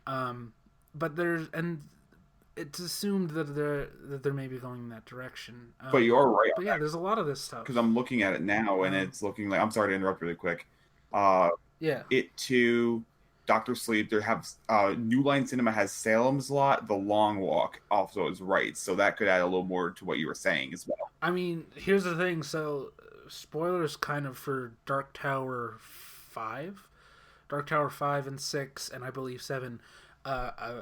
A main character from Salem's Lot is in those books. He's one of the only times where Stephen King says, "I'm going to take a character from one of my other books and put him in and make him one of the leads." Isn't there references in other Stephen King books, or like where someone says like they drove by and thought they saw a clown in like a There's stuff like that. Oh Yeah, yeah, because they mentioned the towns. in the JFK book, the main character outright talks to Richie and Beverly. whoa. I think they're in Derry. Yeah, they're in Derry. Yeah, In and like right after the events of it. Yeah, 11, 22, 23, 63 or whatever. 63. 60. Yeah, yeah, yeah. They're in Derry for a lot of that book. Yeah. So that happens. Like the characters will be like, "Well, I've moved from." I think the characters in Salem's Lot moved from Derry or something like that. Yeah, like that's always. I would like. It's always been a thing that his New England. Yeah, everyone is in a the real Stephen King place. book says like, "Oh, where are you from? Derry. Yeah, fuck that place. It's awful." Yeah, yeah. I didn't know that. Like, I didn't know Stephen King had kind of done his own, like, Multiverse. not even multiverse. Like how Lovecraft has the Miskatonic Valley, which is this kind of nebulous part of New England where it's like Rhode Island, Delaware, New Jersey, and that's where all of his weird shit always happens. It's like, and it's usually on the coast. I didn't know that. I guess to my own fault, like I didn't know that was like Stephen King had kind of done that, but like less, I guess less over the head, as Lovecraft is, because like everything in Lovecraft happens like, oh yeah, I was down in the Miskatonic Valley the other day, and there was a tentacle monster, like, right, yeah.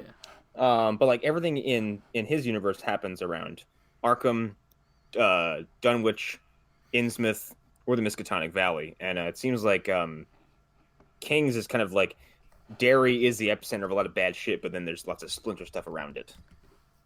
Yeah, yeah. A lot of bad stuff happens in Derry. I can't remember. Well, actually, a lot of stuff happens in that Hulu show. In the town that it's set in. Castle Rock. Castle. Yeah. Is it? I think it is Castle Rock, but there's another town that they specifically mentioned. But Castle Rock is where a lot of the stories take place. I think Storm of the Century takes place in Castle Rock. Yes, I remember reading this. What's the other one? I have the fictional cities. I'm reading Wikipedia where it says Jerusalem's Lot, Castle Rock, Derry, and Haven. Yeah. Yeah. Let's see. What else was there? There's something else, but I can't remember what it was. Well, I think I was going to call first to wrap in a few minutes. I think we already lost Hunter, and I'm starting to fade. Yeah, I think that's a good idea.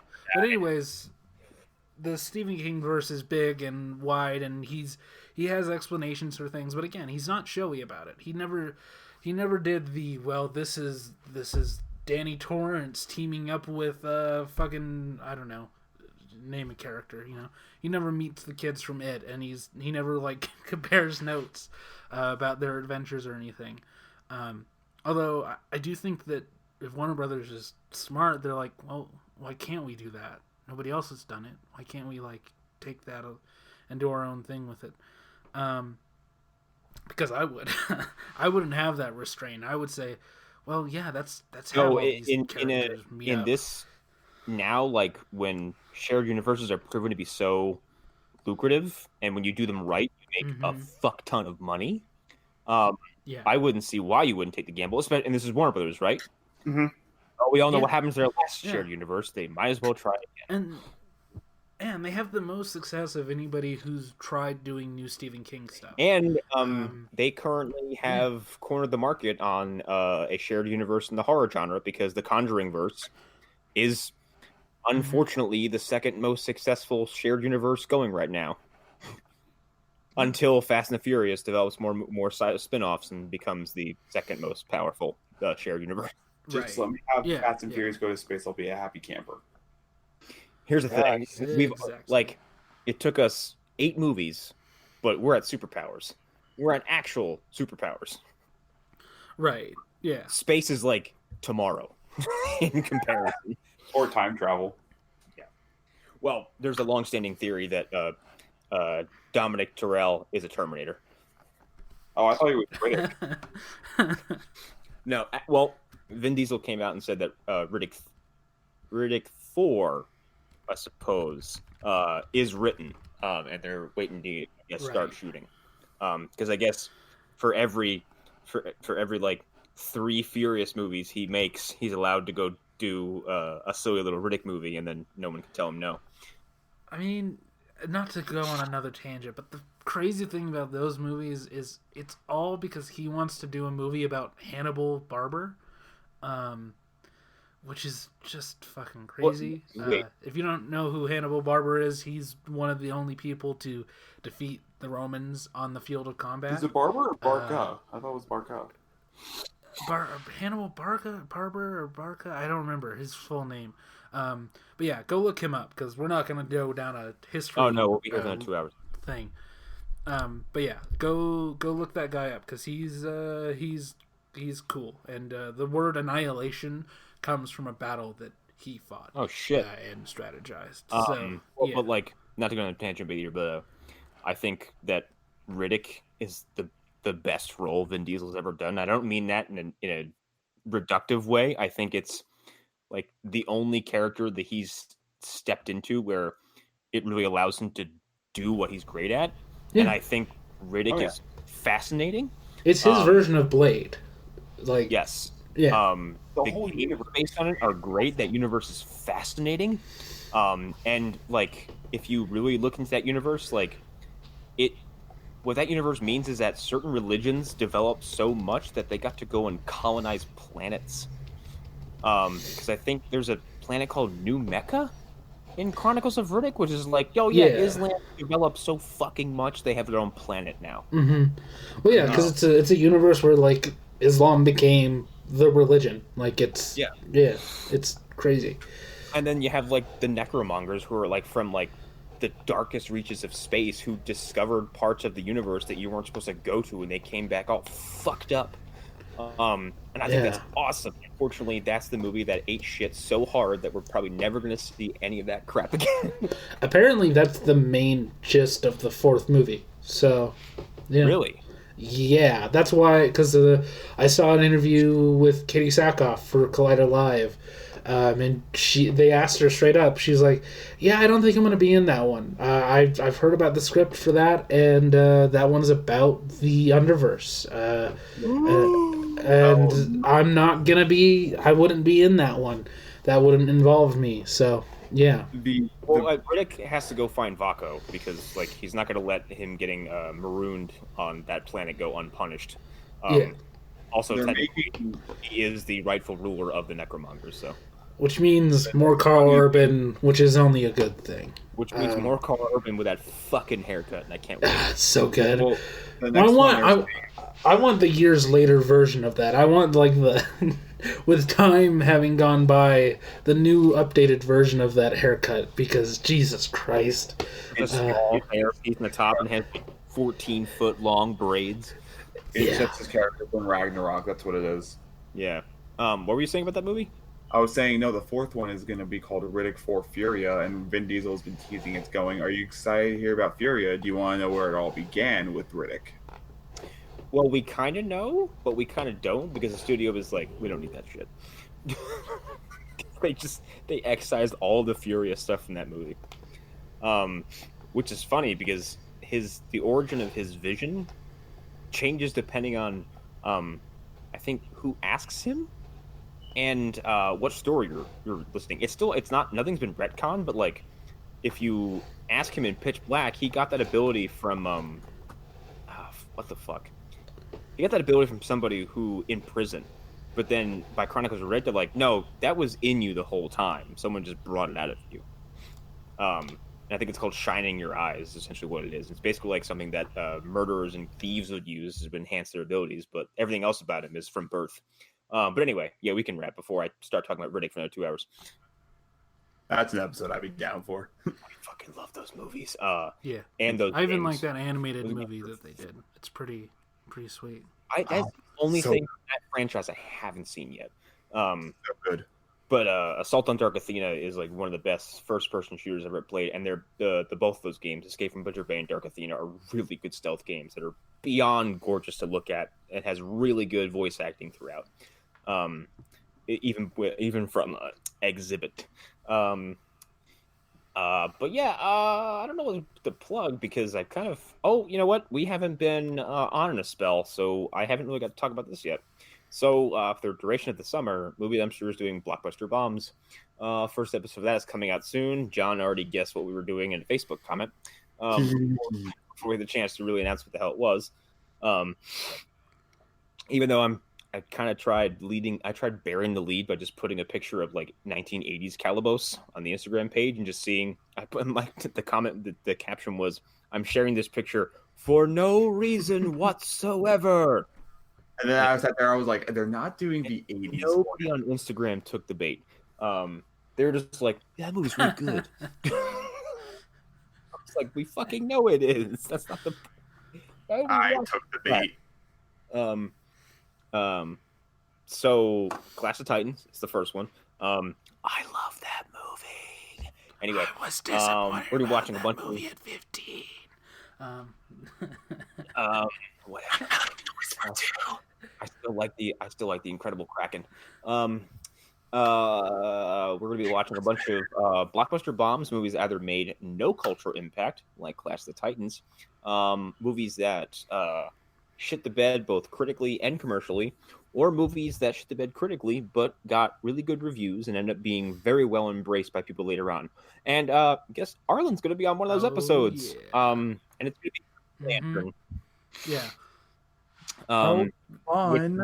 Which is more or less going to be 3 people having a DC group Right. therapy session, and Joe's going to listen and see what it's like on the other side of the fence, because that stupid Marvel fanboy has been riding so high since 2008, and it's time we take him down a peg. Also, the other movie.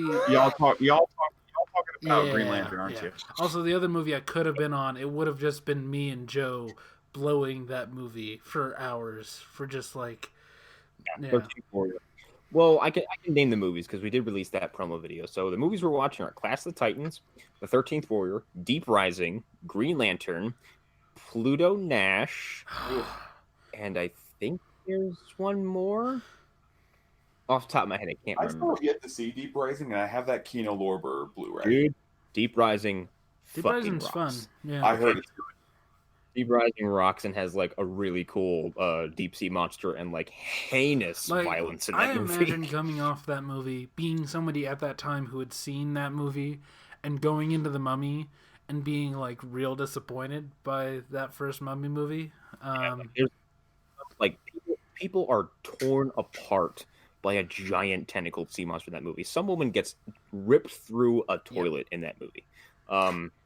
Yeah, and at some point there's just like gore lining a hallway because this thing is just feasting on cruise passengers. But we almost did Terminator Salvation, but we figured one Sam Worthington movie is enough. And I'm going to repeat a joke I heard on Laser Time that we said before we started recording. Sam Worthington is a stem cell. He is a human being before they get a haircut and a personality. Plus, if you always save Salvation for near Dark Fate.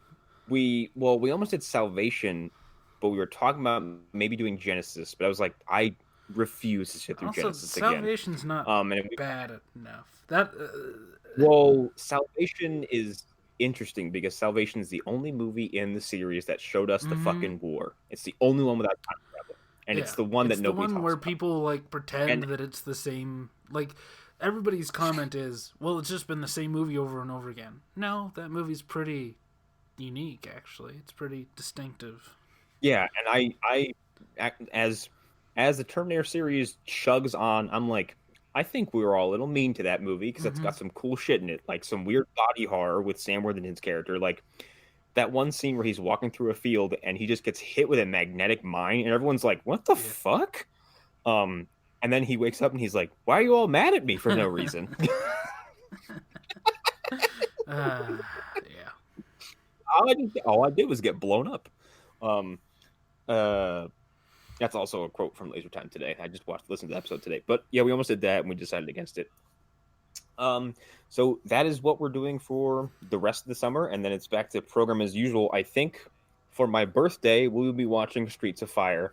I can't wait. But that's all my plugs for now. We got some new show art and everything like that, and Joe's got that promo movie, that promo video he made for all the summer blockbuster movies we're watching. I think Clash of Titan should be out pretty soon.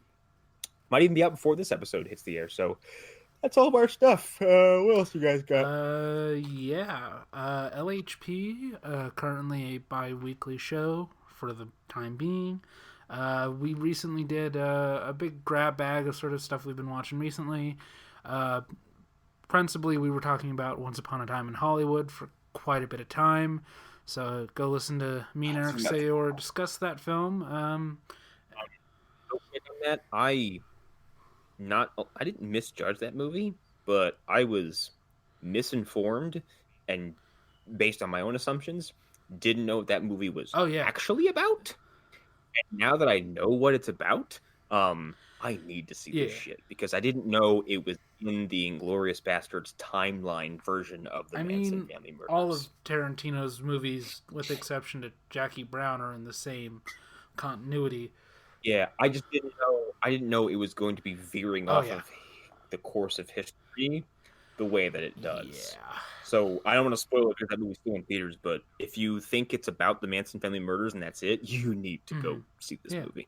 Yeah. Also, it's just very fun. So go listen to that. Go listen to me talking about The Art of Self-Defense, which is a movie that maybe not everybody should see, but who knows. So yeah, that's I guess my plugs. That movie gives off a very observe and report vibe. Yeah. And I think that movie is fantastic, but again, I think would anger a very sizable portion of the population. I think it's very much in that vein. It's I called it it starts off as Karate Kid, but it turns into Taxi Driver. Yeah, and like Observe and Report starts off as Paul Blart and ends on Seth Rogen shooting a man. Yeah. Yeah. John, you got the plugs, the plugs. I got plugs. I'm on Twitter. You can follow me at jmscott193. I also have been recently contributing a lot and hanging out with the And Now Comics guys. We actually just did 2 episodes, one pre-Comic-Con news and one post-Comic-Con news. So you can check those out. I need to jump on that soon. Have I been on there yet? I believe, I'm not sure if I can make this week, but I believe they're going to be talking about the new X-Men event that's happening right now. Oh, okay. I think what I wanted to do was just drop a message, go, so I finally finished Court of Owls. Oh, yeah. So that way everybody can yell at me. You should just do it tonight, please, before you go to bed. Oh, dear God, no. I'm going to bed in the next, 5 minutes after I finish this cheesy bread. Oh, bless your soul. Anyway, those are my plugs, just And Now Comics, and then my Twitter. And Erik isn't here to gross you out, and since I don't have the talent nor wherewithal to do it for you, you're just going to live without it for a while until we're back to regularly scheduled programming. And if you listen to this, the few of you out there, you might notice we've had a little bit of gap in recording. It's just that life has been crazy. Not to get too personal, but last month ended with a friend of mine killing himself, and this month ended with my aunt dying. Oh, God, I'm so sorry.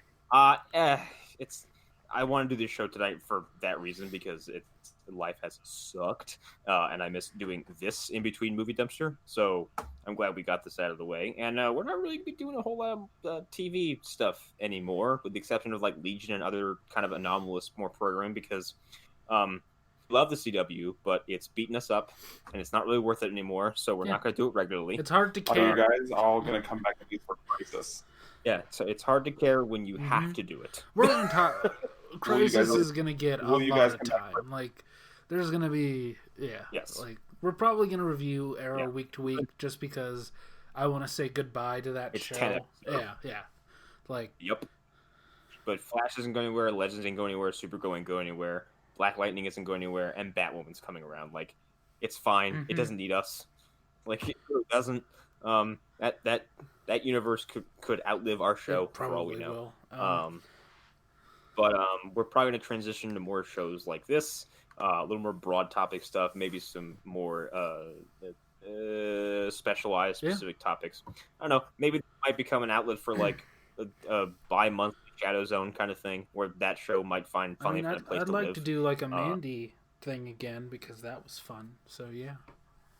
I want to do a Mandy thing for Terrified, but I feel like Terrified has been out for a little long now, so But we could do it based on the fact that we could just convince John, Hunter, and Eric to finally fucking watch the thing, and then just sit there and Yeah. listen to their. I think the next time something like just like comes out and hits quickly, you know. Yeah. Yeah. So basically, what you're asking me to do is a commentary track. No, it's a No. yeah. No.